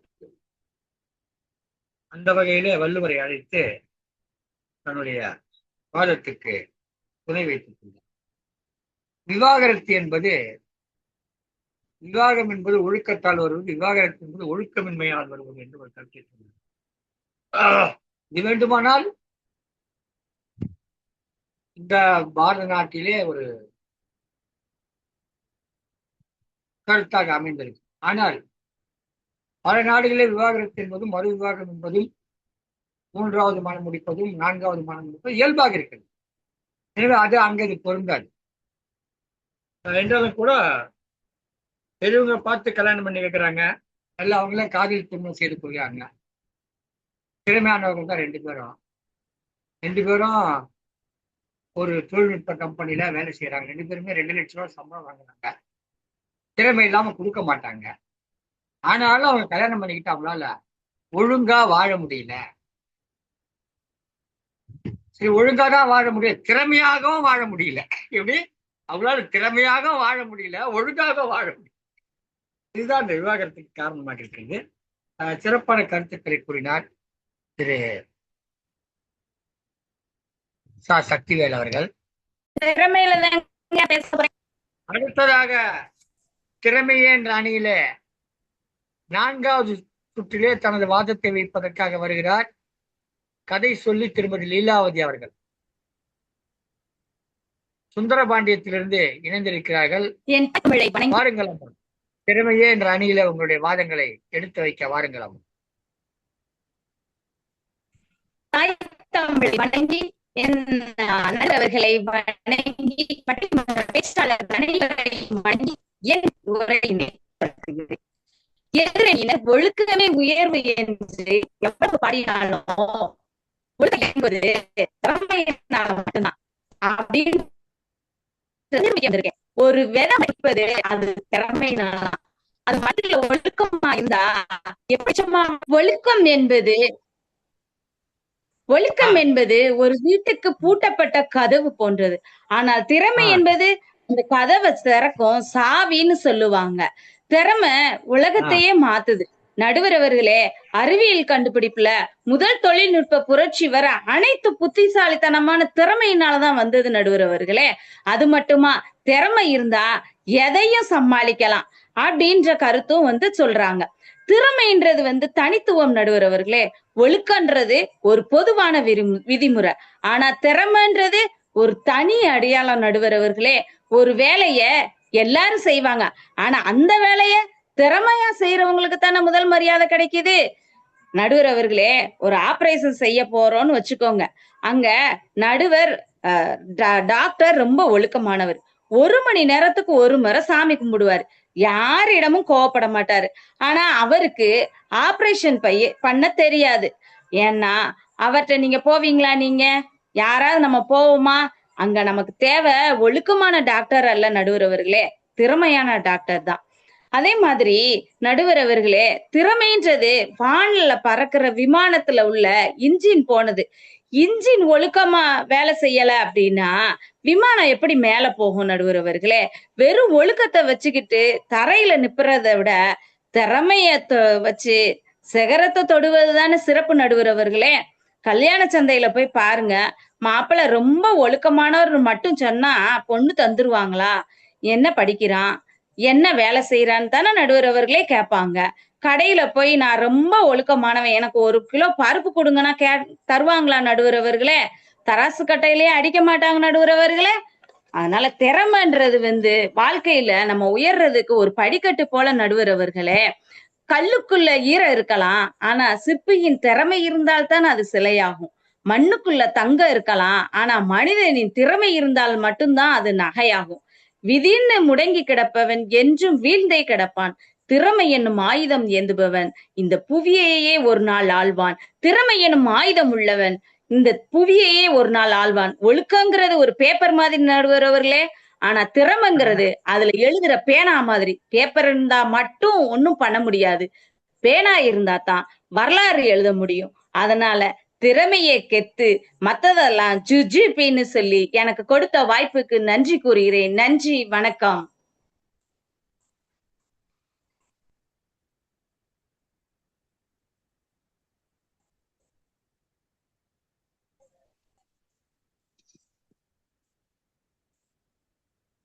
ஐயா, தங்களது ஒளி வாங்கி அணைக்கப்பட்டுள்ளது ஐயா. ஜிஜிபின்னு சொல்லிட்டு முடிச்சிருக்காங்க. மற்றதெல்லாம் இருந்தாலும் கூட திறமை அது ரொம்ப முக்கியம் சொல்லியிருக்காங்க. சிறப்பா பேசியிருக்காங்க திருமதி லீலாவதி அவர்கள். தொடக்கத்தில் அவங்களுடைய வாத தெளிவா இருந்தா கூட பின்னாடி நல்லா நிறைய கருத்துக்களை சொன்னாங்க. மண்ணுக்குள்ள தங்கம் இருக்குது, கல்லுக்குள்ள உருவம் இருக்கான சிற்பியினுடைய திறமையும் தங்கத்தை எடுக்கிறோடைய திறமையும் தான் தங்கமாகவும் சிற்பமாகவும் கிடைக்கிறத தவிர ஒழுக்கம் மட்டும் உயர்த்தாதுன்னு அழகா அவருடைய வாதம் அவருடைய திறமையை பற்றி மிக சிறப்பாக எடுத்துக்காட்டினார்கள். இப்போது இந்த 4வது சுற்றுல நிறைவு நிலை பேச்சாளராக வருகிறார்கள் திருமதி சரளா புருஷோத்தமன். திருமதி சரளா புருஷோத்தமன் அவர்கள் ஒரு கன்னட ஆசிரியர், கன்னட மொழி ஆசிரியர். தமிழ்நாடு அரசு ஆசிரியர்ல இவர் கன்னடம் சொல்லிக் கொடுக்குற ஆசிரியர். தமிழ்நாடு அரசு பாருங்க, கன்னடம் சொல்லி கொடுக்குறவங்க எல்லாம் சம்பளம் கொடுக்குது.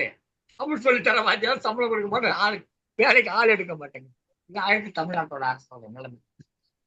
அம்மையார் சரளா அவர்கள் இப்போது அந்த பணியிலிருந்து தன்னை ஓய்வுபடுத்திக் கொண்டு கல்லூரியில விரிவுரையாளராக பணியாற்றி கொண்டிருக்கிறார். பல தமிழ் நூல்களை கன்னடத்திலே மொழியாக்கம் செய்திருக்கிறார். இன்னும் சொல்ல போனா பல இலக்கிய நூல்களை கன்னட மொழிக்கு மொழியாக்கம் செய்த பெருமைக்குரியவர் திருமதி சரளா புருஷோத்தமன்.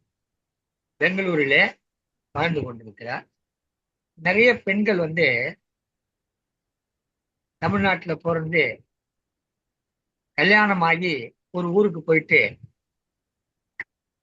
இந்த செடியை எடுத்து அங்க நட்ட உடனே அந்த மண்ணுல வேற பிடிச்சிக்கிட்டு அந்த மண்ணினுடைய செடியாகவே மாறிடும். நான் அண்மையில பார்த்தேன், காலிஃப்ளவர் அது எங்க விளையும், ரொம்ப குளிரான பகுதியில விளையும். அண்மையில பார்த்தேன், வில்லியனூர் பாண்டிச்சேரி பக்கத்துல காலிஃப்ளவர் தோட்டம் பார்த்தேன். என்னடான்னு கேட்டா, இந்த டிசம்பர் மாசம் நவம்பர் மாசம் வரும்போது போடுவாங்க, நல்லா வருங்க. இந்த ஒரு போகம் மட்டும். இதை எதுக்கு சொல்றேன்னா, செய்தி என்னன்னு கேட்டீங்கன்னா, இதெல்லாம் நுட்பமான செய்தி. நாம தெரிந்து கொள்ள வேண்டிய செய்தி என்னன்னு சொன்னா, பெண்கள் எங்கு சென்றாலும் வேரூன்றி அந்த மண்ணுக்குரிய செடிகளாக மாறிவிடுகிறார். அந்த வகையில தமிழ்நாட்டில் சென்று கன்னட மொழியை கற்று இன்றைக்கு தமிழ் மொழியிலிருந்து கன்னட மொழிக்கு மொழிபெயர்ப்பு செய்பவராக, தமிழ் இலக்கியங்களை கன்னடர்கள் அறிய செய்பவர்களாக திகழ்ந்து கொண்டிருக்கிறார். ஒருவேளை அம்மையார் சரளா அவர்கள் கர்நாடகத்திலே பிறந்து தமிழ்நாட்டில் திருமணமாக்கி வந்துதான் என்ன பண்ணிருப்பாங்க, கன்னட மொழியில இருக்கிறதெல்லாம் தமிழ் மொழி பெற்றிருப்பாங்க. இங்கே அங்க போறதுனால நம்முடைய நூல்கள் அங்க போகிறேன் மகிழ்ச்சி தெரிவித்து அவங்க இப்ப ஒழுக்கமே என்ற அணியில பேச வந்திருக்காங்க. வாருங்கள் அம்மா, உங்களுடைய கருத்துரையை தாருங்கள். நன்றி. அனைவருக்கும் வணக்கம். ஒழுக்கத்தின் எய்துவர் மேன்மை, இழுக்கத்தின் எய்துவர் எய்தா பழி. அன்றே சொன்னான் வள்ளுவன், நன்றே சொன்னான் வள்ளுவன். ஒழுக்கத்துக்காக ஒரு அதிகாரமே எழுதி வச்சிருக்காரு. அதுல இருந்தே தெரிஞ்சுக்கலாம் நாம ஒழுக்கத்தினுடைய சிறப்பு என்ன, அதனுடைய முக்கியத்துவம் என்னன்னு. ஐயா அவர்கள் கூறினார் துவக்கத்தில், யார் இறுதி வரை இருக்க போகிறவர்கள் என்று. இறுதியாக எனக்கு வாய்ப்பளித்ததுக்கு காரணம் எனது திறமை அல்ல, நான் காத்திருக்கும் எனது ஒழுக்கமே என்னை இங்கு ஐயா அவர்களின் அனைவரின் பேச்சுக்களையும் கேட்டு எனக்காக நான் தனியாக தெரிவு செய்ததை விட ஒவ்வொருவரும் கூறியதிலிருந்து ஒரு கருத்தை ஒழுக்கத்திற்காக நான் எடுத்து சொல்ல விழைகின்றேன். ஐயா அதற்கு அனுமதி அளிக்க கோருகிறேன். ஐயா, எல்லாவற்றுக்கும் மேலாக தங்களிடம் நான் பகிர்ந்து கொண்ட கருத்தின் மூலமே என்னுடைய துவக்கம். இன்று பார்ப்புகழும் பாரத தந்தை தேசப்பிதா மகாத்மா காந்தி அவர்கள் போற்றப்படுவது ஒழுக்கத்தினால். நமது மாநில முதலமைச்சராக சேவை செய்து இன்று வரை அனைவருக்கும் கல்வி, ஒவ்வொரு சிற்றூரிலும் ஒரு தொடக்க பள்ளி என கூறி சத்துணவு முதலில் மாணவர்களுக்காக ஏற்படுத்தி தந்த பெருமைமிகு படிக்காத மேதை காமராசர் புகழப்படுவதும் ஒழுக்கத்தினால் மட்டுமே. ஒழுக்கம் என்பது ஒரு நடத்தையை மட்டும் குறிப்பிடப்படுவது அல்ல, எல்லாவற்றிற்கும் தேவை ஒழுக்கம், நடத்தை.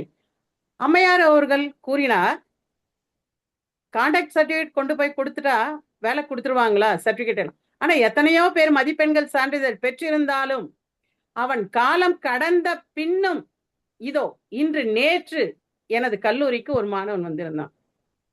அவன் மாணவன், எங்கள் கல்லூரி பெண்கள் கல்லூரி. அவன் வேறு எங்க படித்திருந்தான், காவல்துறை பணிக்காக வந்திருந்தது. கான்டாக்ட் சர்டிபிகேட் வேணும், கொடுக்குறீங்களா? கான்டாக்ட் சர்டிபிகேட் திறமையை பார்ப்பது அவனுடைய மதிப்பெண் சான்றிதழை பார்த்து சொல்லிவிடலாம்.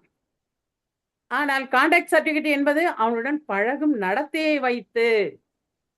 நாம் எவ்வளவோ திறமை பெற்றிருந்தாலும் நாம் சம்பாதிக்கும் பேரும் புகழும் பணமும் ஏன் குடும்பமும் எதனால் காக்கப்படுகின்றது? ஒழுக்கத்தினால் மட்டுமே காக்கப்படுகின்றது. அம்மையார் அவர்கள் திரைப்படத்துறையை பற்றி கூறினார்கள். திரைப்படத்துறையில் இன்றளவிலும் இன்றைய ஐயா அவர்கள் கூறியதை போல் தேர்தல் களத்தில் இன்று இருக்கும் ஒரு தலைவரை பற்றியும் நடத்தையை பற்றியும் கூறுகின்றார்கள். சிவகுமார் அவர்கள் குடும்பத்தில் உள்ளவர்கள் நடத்தையை பற்றியும் யாரும் கூற மாட்டார்கள், கூறவும் அவர்கள் விடமாட்டார்கள். நடத்தை என்பது என்ன? ஒழுக்கம் என்பது என்ன? திறமை என்பது என்ன? திறமையை ஒழுங்குபடுத்துவதுதான் ஒழுக்கம்.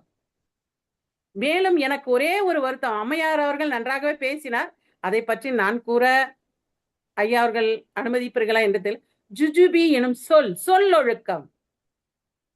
திறமை இருப்பவன், மேலும் ஒரு வீட்டில் நடத்தை வேலை செய்வதற்கு வருவார்கள், அவர்கள் செய்வார்கள்.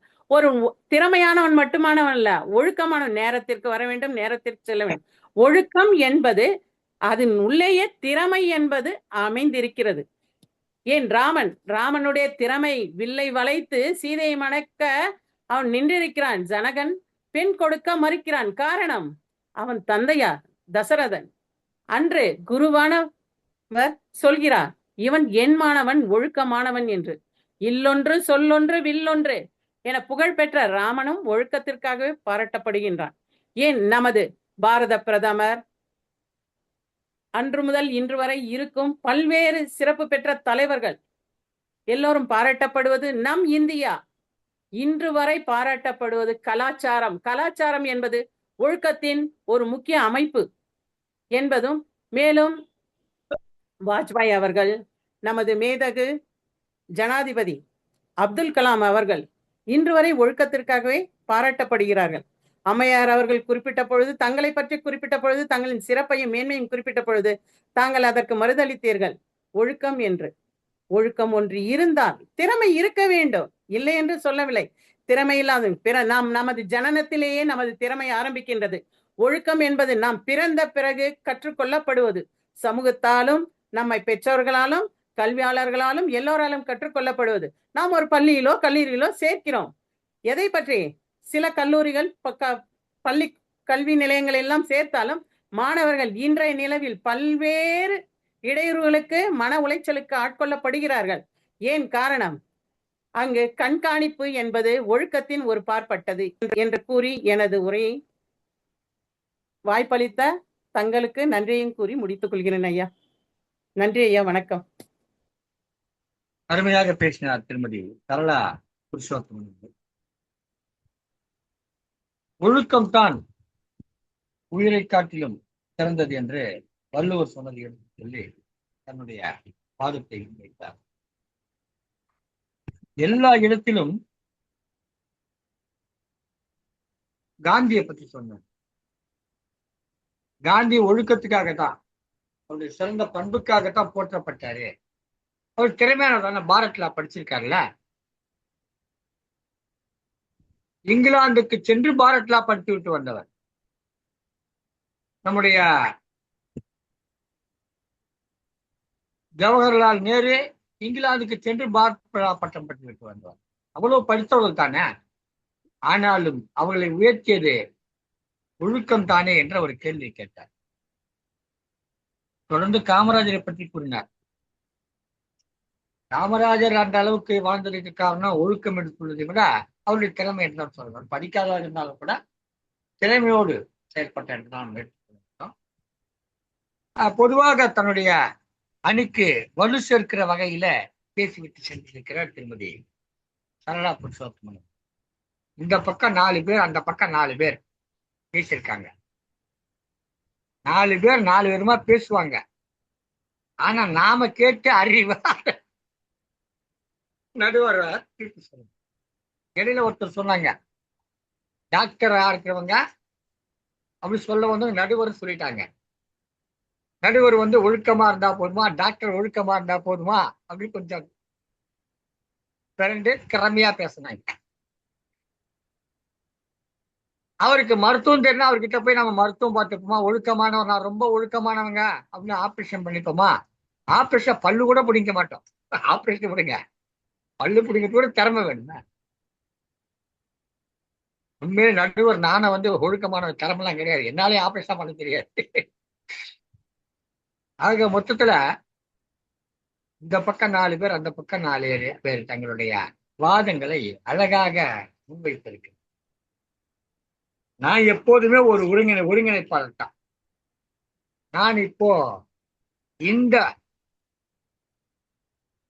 பட்டிமன்றத்தில் நடுவர் பொறுப்பிலிருந்து விலகிக் கொண்டு ஒருங்கிணைப்பாளர் பணியை மட்டும் செய்யறேன். அப்புறம் நடுவருங்க வருவார், அவர் ஒருத்தர் இருக்காரு, அவர் வருவார், அவரை நான் அழைச்சு விடுறேன், அவரு உங்களுக்கு தீர்ப்பு சொல்லிடுவார்.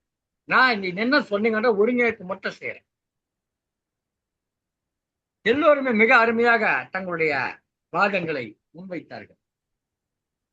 தங்களுக்கு உண்டான வகையில நியாயம் சேர்க்கிற வகையில இருந்தார்கள். தொடக்க முதல்ல திறமை என்ற அணி இருக்கு பாருங்க, அவங்க வெகு சிறப்பாக தங்களுடைய வாதங்களை வச்சிருந்தாங்க.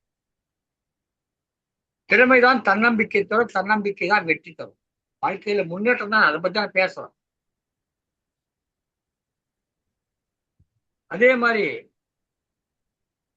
சிவகுமாரை பற்றி சொல்லி சொன்னார்கள்.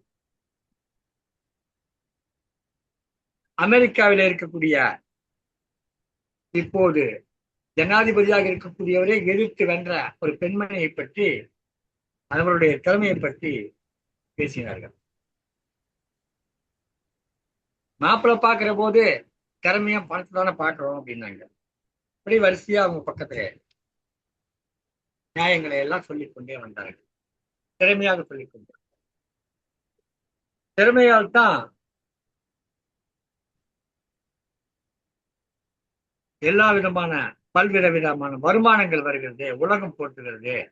திறமையில்லை என்று சொன்னால் அதெல்லாம் கிடைக்காது என்று சொன்னார்கள். ப்ரூஸ்லியை பற்றி சொன்னார்கள், பேசிவிட்டோம். திருமதி லீலாவதி பேசும்போது அழகான ஒன்றை சொன்னார்கள். ஒழுக்கம் வாழ்க்கை, ஆனா அவங்க வாழ்க்கையை திறக்கிற சாவி திறமைதான். பொதுமான ஒரு கருத்து. திறமை வந்து ஒரு விமானத்துக்கு என்ஜின் மாதிரி, ஒழுக்கம் என்பது சக்கரம் மாதிரி. தரையில அந்த விமானம் நகர்வதற்கு சக்கரமாக அந்த ஒழுக்கம் பயன்படும்.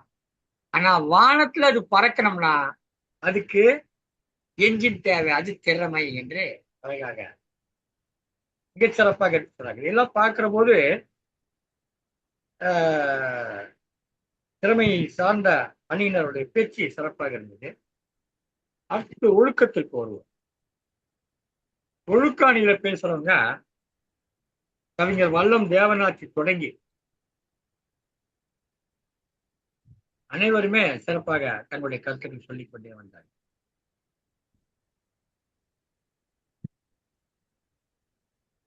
பையன் ஒழுக்கமா இருக்கானா கேட்பாங்க, உண்மைதான்.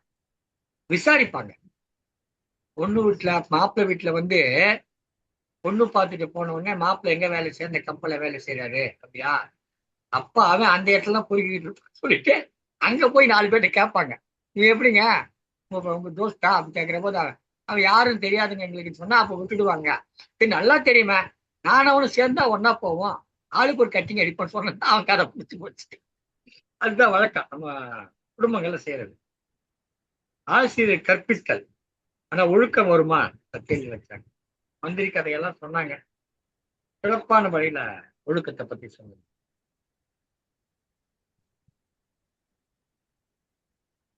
நிறைவாக பேசிய திருமதி சரளா அவர்கள் காந்தியுடைய ஒழுக்கத்தை பற்றி உண்மைதான். இன்றைய பிரதமரை பற்றி சொன்னாங்க. திறமை இல்லாமல் இருந்திருந்தால் அவர் இன்னமும் டீ கடை தான் வச்சிருந்திருப்பார். அதிகபட்ச பணம் சொந்தமா ஒரு டீ கடை வச்சிருப்பார், அவ்வளவுதான். திறமை இருந்ததால் தான் அவர் அரசியலில் நுழைந்து எம்எல்ஏவாகி முதல் மந்திரியாகி இன்றைக்கு பாரதத்தினுடைய பிரதமராகி 3 முறை பிரதமராகி இருக்கிறதால் திறமைதான் காரணம். அந்த திறமை அவரிடம் இருக்கிறது. பொதுவாக இந்திய கலாச்சாரத்தை பற்றி சொல்லி அவருடைய ஒழுக்கத்தை பற்றி எல்லாம் சொன்னார். இதெல்லாம் நான் வந்து ஒருங்கிணைப்பாளர் பணி எல்லாம் முடிச்சுட்டேன். எனக்குன்னு சில கருத்துக்கள் இந்த பட்டிமன்றத்தை தெரிஞ்சுக்கிட்ட விடயங்கள் சொல்ல. சுந்தர் பிச்சைன்னு ஒருத்தர் இருந்தார். அவர் ஒரு பள்ளிக்கூடத்துல படிச்சார். சென்னை அசோக் நகர்ல ஜவஹர் வித்யாலயம் ஒரு பள்ளிக்கூடத்துல படிச்சார். அவர் மட்டும் படிச்சார் அந்த பள்ளிக்கூடத்துல. ஆண்டுதோறும் 100கணக்கான மாணவர்கள் வெளியே வர்றாங்க அந்த பள்ளியில இருந்து. அதெல்லாம் சுந்தர் பிச்சை ஒண்ணு. ஒரு 30 வருஷம் கணக்கு எடுத்துட்டீங்கன்னா 30, 100, 150 பசங்க வந்திருப்பாங்க. அப்ப 4000, 5000 பசங்க அந்த பள்ளியிலிருந்து வர்றாங்க. அத்தனை பேர் திறமையானவங்க, அத்தனை பேர் படிச்சு பாஸ் பண்ணிட்டு வந்திருக்காங்க. ஆனால் அத்தனை பேருக்கிட்டே ஒழுக்கம் இருக்கு. ஆனால் இவரால் மட்டும் செல்லப்படுகிறதா அது காரணம் திறமை தான் காரணம், இல்லையா? திறமை இல்லாமல் சுந்தர் பிச்சை கூகுளுக்கு போயிருக்க முடியாது. ஒழுக்கம் நிறைய பேர் இருந்திருக்கும், ஆனா திறமை தாங்க முக்கியமாக நிற்கிறது. அதே மாதிரி இப்பெல்லாம் வந்து ஒழுக்கம் புறந்தள்ளப்படுகிறது. சமூகத்துல ஒழுக்கம் புறந்தள்ளப்படுகிறது. முன்னாடிலாம் லஞ்சம் வாங்குறதுன்னு சொல்லுவாங்க. அவன் எப்படியா வீடு கட்டினா, அவனுக்கு என்னப்பா அவன் லஞ்சம் வாங்கி வீடு கட்டினான்பா. அது கொஞ்சம் மாறிடுச்சு. இப்ப என்னாச்சு, அப்புறம் என்னாச்சு, அது மாமூல்னு மாறி போச்சு. போனா வழக்கமா கொடுக்கறது, அதனால மாமூல் அதுக்கு பேரு. அப்புறம் என்ன கொஞ்ச நாள் பொறுத்து என்னாச்சு, அதுக்கு பேரு சம்திங் அப்படி ஆயிப்போச்சு. அது வந்து பணம்னு சம்திங் சம்திங் கொடுக்கணும். இப்ப என்னாச்சு, லஞ்சம் போய் மாமூல் போய் சம்திங் போய் இப்ப என்ன தெரியுங்களா பேர் இருக்கு, ப்ரொசீஜர்.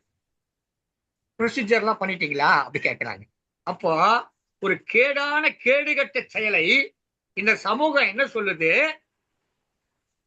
ப்ரொசீஜர், இது வழக்கமான ஒரு செயல், நாங்க 50 வருடமாக அதை வழக்கப்படுத்தி விட்டோம், நீயும் அதற்கு பழகிக்கொள், இதை உன்னுடைய வழக்கமாக ஏற்றுக்கொள் என்று இந்த சமூகத்திற்கு ஒழுக்கக்கேட்டை சொல்லித் தருகிறது. திறமையாளர்கள் இருக்கிறார்கள், ஆனால் ஒழுக்கக்கேட்டை சொல்லிக் கொடுக்கிறது. அந்த ஒழுக்கம் கெட்டவன் தான் இன்னைக்கு மாப்பிள்ள அரசாங்கத்துல வேலை செய்யறாரு. என்ன உங்க வீட்டுக்காரர் அப்படியே இருக்காரு, என்னத்த நேர்மை போட்டுக்கிட்டு நேர்மை நெத்தியில பிடிச்சிட்டு என்ன பண்ண போற? பக்கத்துல பாரு, அவன் மேல வீடு கட்டிட்டான், அவன் கார் வாங்கிட்டான், அவன் இடம் வாங்கிட்டான். அப்போ மாமனாரும் அந்த மாப்பிள்ளையினுடைய குடும்பத்தார்களும் சேர்ந்து என்ன பண்றாங்க, அவர் ஒழுக்க செயலராக இருந்தால் பிழைக்க தெரியாதவன் என்று சொல்லுகிறது. என்ன பட்டம் என்ன இருக்கு, பிழைக்க தெரியாதவன், ஏமாளி, திறமையற்றவன், ஒழுக்கமானவன் திறமையற்றவன் என்று கொச்சைப்படுத்துகிறது. சமூகம் மொத்தமும் ஒழுக்கக்கேடான சமூகமாக மாறிவிட்டது. திறமையாளர் சமூகமாக இல்லை, இது ஒழுக்கக்கேடான சமூகமாக மாறிவிட்டது. எனவே ஒழுக்கக்கேட்டை சிறப்பு என்று சொல்லுகிறது.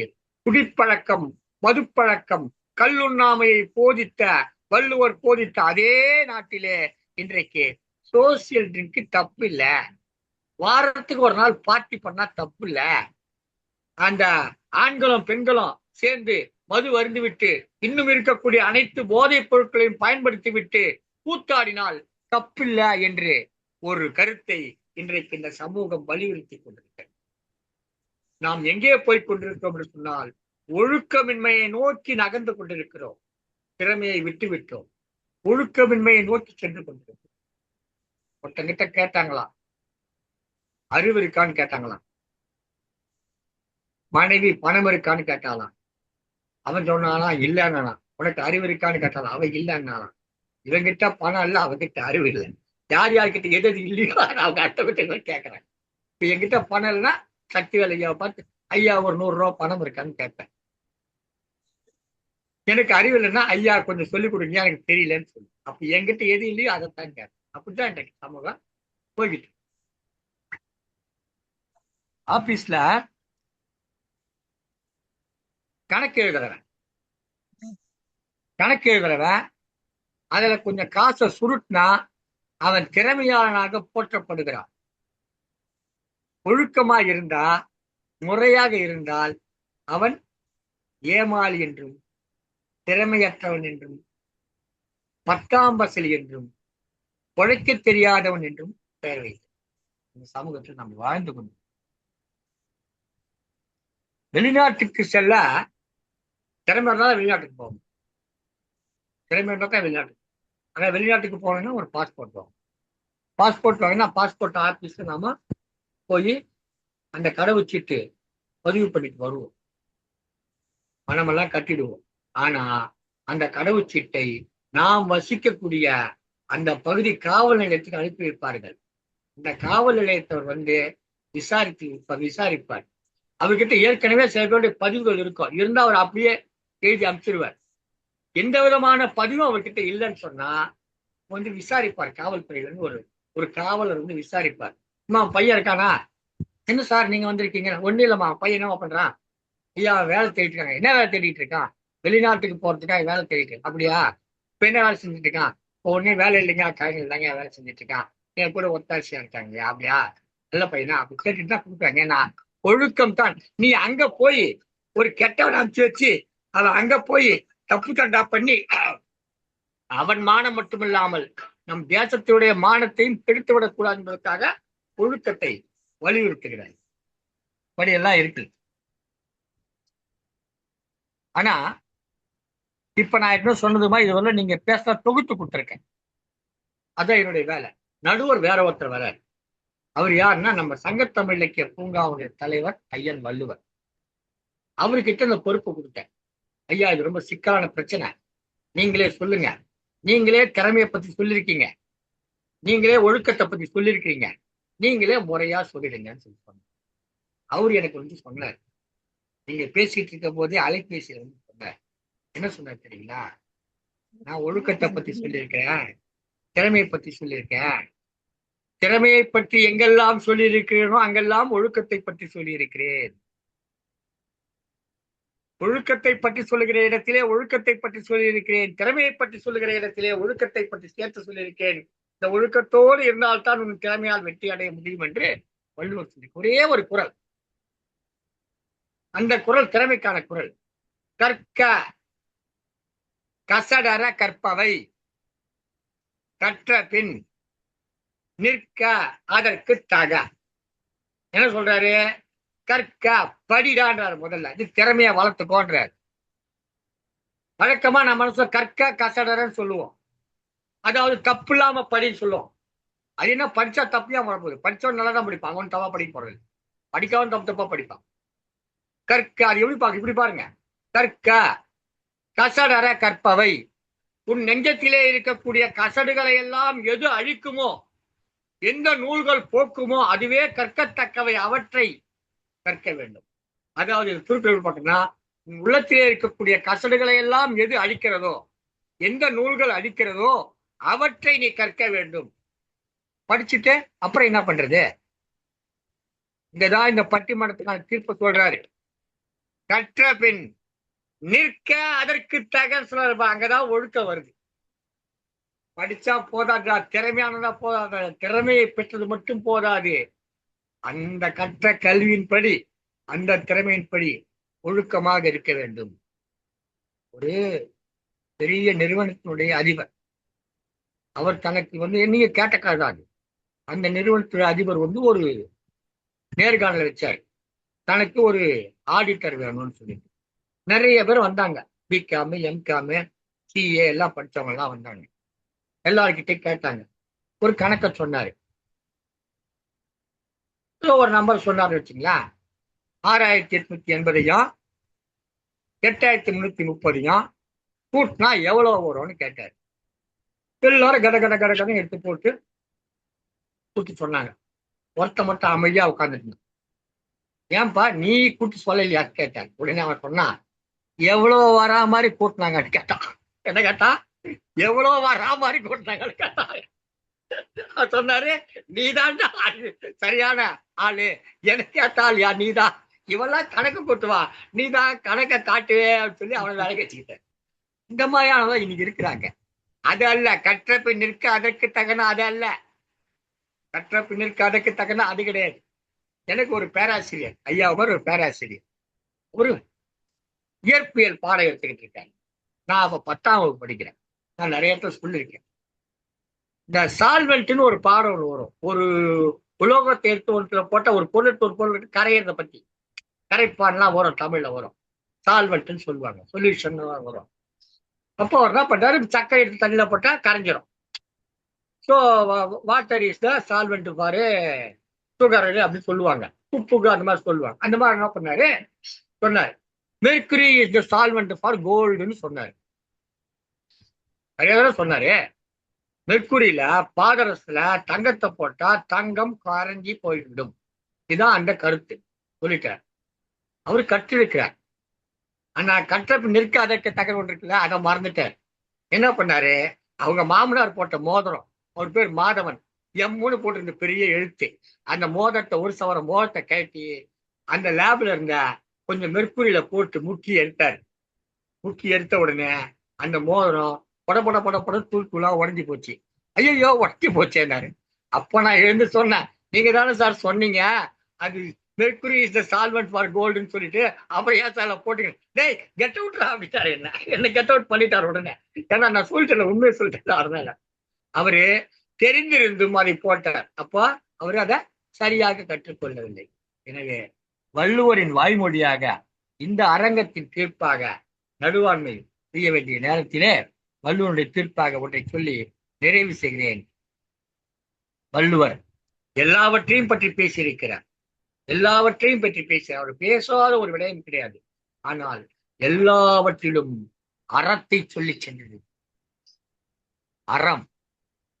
அறம் தான் நம்ம வாழ்க்கையை காப்பாற்றும், நம்முடைய சமூகத்தை காப்பாற்றும். திறமையாக கள்ளச்சாராயம் விட்டு பணம் சேர்க்கலாம், திறமையாக ஊழல் செய்து பணம் சேர்க்கலாம், திறமையாக அடுத்தவன் சொத்தை ஏமாற்றி பணம் சேர்க்கலாம், திறமையாக தாசில்தாரை கையிலே போட்டுக்கொண்டு உங்களுடைய நிலத்தை என் பெயரிலே பட்டா செய்து கொள்ளலாம். இதெல்லாம் திறமை. ஆனால் ஒழுக்கமாக வாழ்ந்து பணத்தை சேர்த்து நீங்கள் ஒரு வீடு வாங்குவதும் ஒரு பொருளை வாங்குவதும் தான் உங்களுக்கு சிறப்பை கொடுக்கும். என்னதான் நீங்க திறமையான வந்தாலும் பின்னாடி என்ன சொல்லுவான், உங்களை பார்த்தா அஞ்சுவோம். அஞ்சுதல் அஞ்சாமை பேதமைன்னு சொல்லுவாங்களே, அந்த மாதிரி இவர்களுக்கு மரியாதை கொடுப்பார்கள். ஐயோ வர்றான்னு மரியாதை கொடுப்பாங்க. ஆனா மனசுக்குள்ள அஞ்சுவார்கள். அந்த அஞ்சுதல் தன்மை இல்லாமல் இருக்க வேண்டும் என்று சொன்னால் நாம் ஒழுக்கமாக இருக்க வேண்டும் என்று வள்ளுவர் நமக்கு சொல்லி இருக்கிறார். எனவே வாழ்க்கையில் முன்னேறுவதற்கு திறமை மிக மிக மிக மிக முக்கியம். அது ஒண்ணும் மாற்றே கிடையாது. திறமை இல்லாமல் வாழ்க்கையில முன்னேற முடியாது. மரத்தடியில சும்மாவே இருந்து பாரு அப்ப தெரியும்னு சொல்லுவார் வடிவேல். அது கூட ஒரு திறமை தான். சும்மாவே இருந்து பாரு தெரியும் உனக்கு அது என்ன கஷ்டம்னு சொல்லி சொல்லுவாரு. தபால் கொடுக்க கொண்டு அங்க கொடு, எங்கிட்ட ஏன் கொடுக்குறேன்னு கேட்பாரு. அது கூட ஒரு திறமை தான். சும்மா கூட திறமை. ஆனா அது ஒழுக்கமாகுமா என்று சொல்ல ஒழுக்கம். திறமை இருந்தாலும் சரி, திறமை இல்லாவிட்டாலும் சரி, ஒழுக்கத்தால் உயர்வுபவர் நிறைய பேர் இருக்கு. படித்ததனால் கல்வி கற்றோர் நிறைய பேர் உண்டு. படிக்காமலே கல்வி பெற்றவர்கள் இன்னும் நிறைய பேர். காமராஜர் அவர்கள் திறமையால் வென்றவர். ஆனால் அந்த திறமையை ஒழுக்கத்திற்கு, அறத்திற்கு, சமூகத்துடைய நன்மைக்காக பயன்படுத்தினார். அதே திறமை தவறாக பயன்படுத்தி இருந்தால் நிச்சயமாக அவரை பற்றி நாம் பேசுவோம் அல்லவா? அடுத்தவருடைய பசியை பார்த்து வருந்தினார். தனக்கு கிடைத்த இந்த வாய்ப்பை, முதலமைச்சர் என்ற வாய்ப்பை அடுத்தவருடைய நன்மைக்காக பயன்படுத்தினார். அதனால்தான் இன்றைக்கு நாம் பேசிக் கொண்டிருக்கிறோம். எனவே வள்ளுவர் இந்த மன்றத்தினுடைய தீர்ப்பாக திறமை அதிமுக்கியம், திறமையை வளர்த்துக் கொள்ள வேண்டும். ஆனால் அந்த திறமையை நல்ல ஒழுக்கத்திற்கு பயன்படுத்த வேண்டும். பயன்படுத்தினால்தான் நீ வெற்றி அடைவாய். அறம் சார்ந்த ஒரு சமூகமே நமக்கு இன்றைக்கு தேவை. திறன் சார்ந்த சமூகத்தை விட அரண் சார்ந்த சமூகமே நமக்கு தேவை என்று சொல்லி இந்த பட்டிமன்றத்தை, இந்த அவையை நிறைவு செய்வதிலே பெருமிதம் கொள்கிறேன்.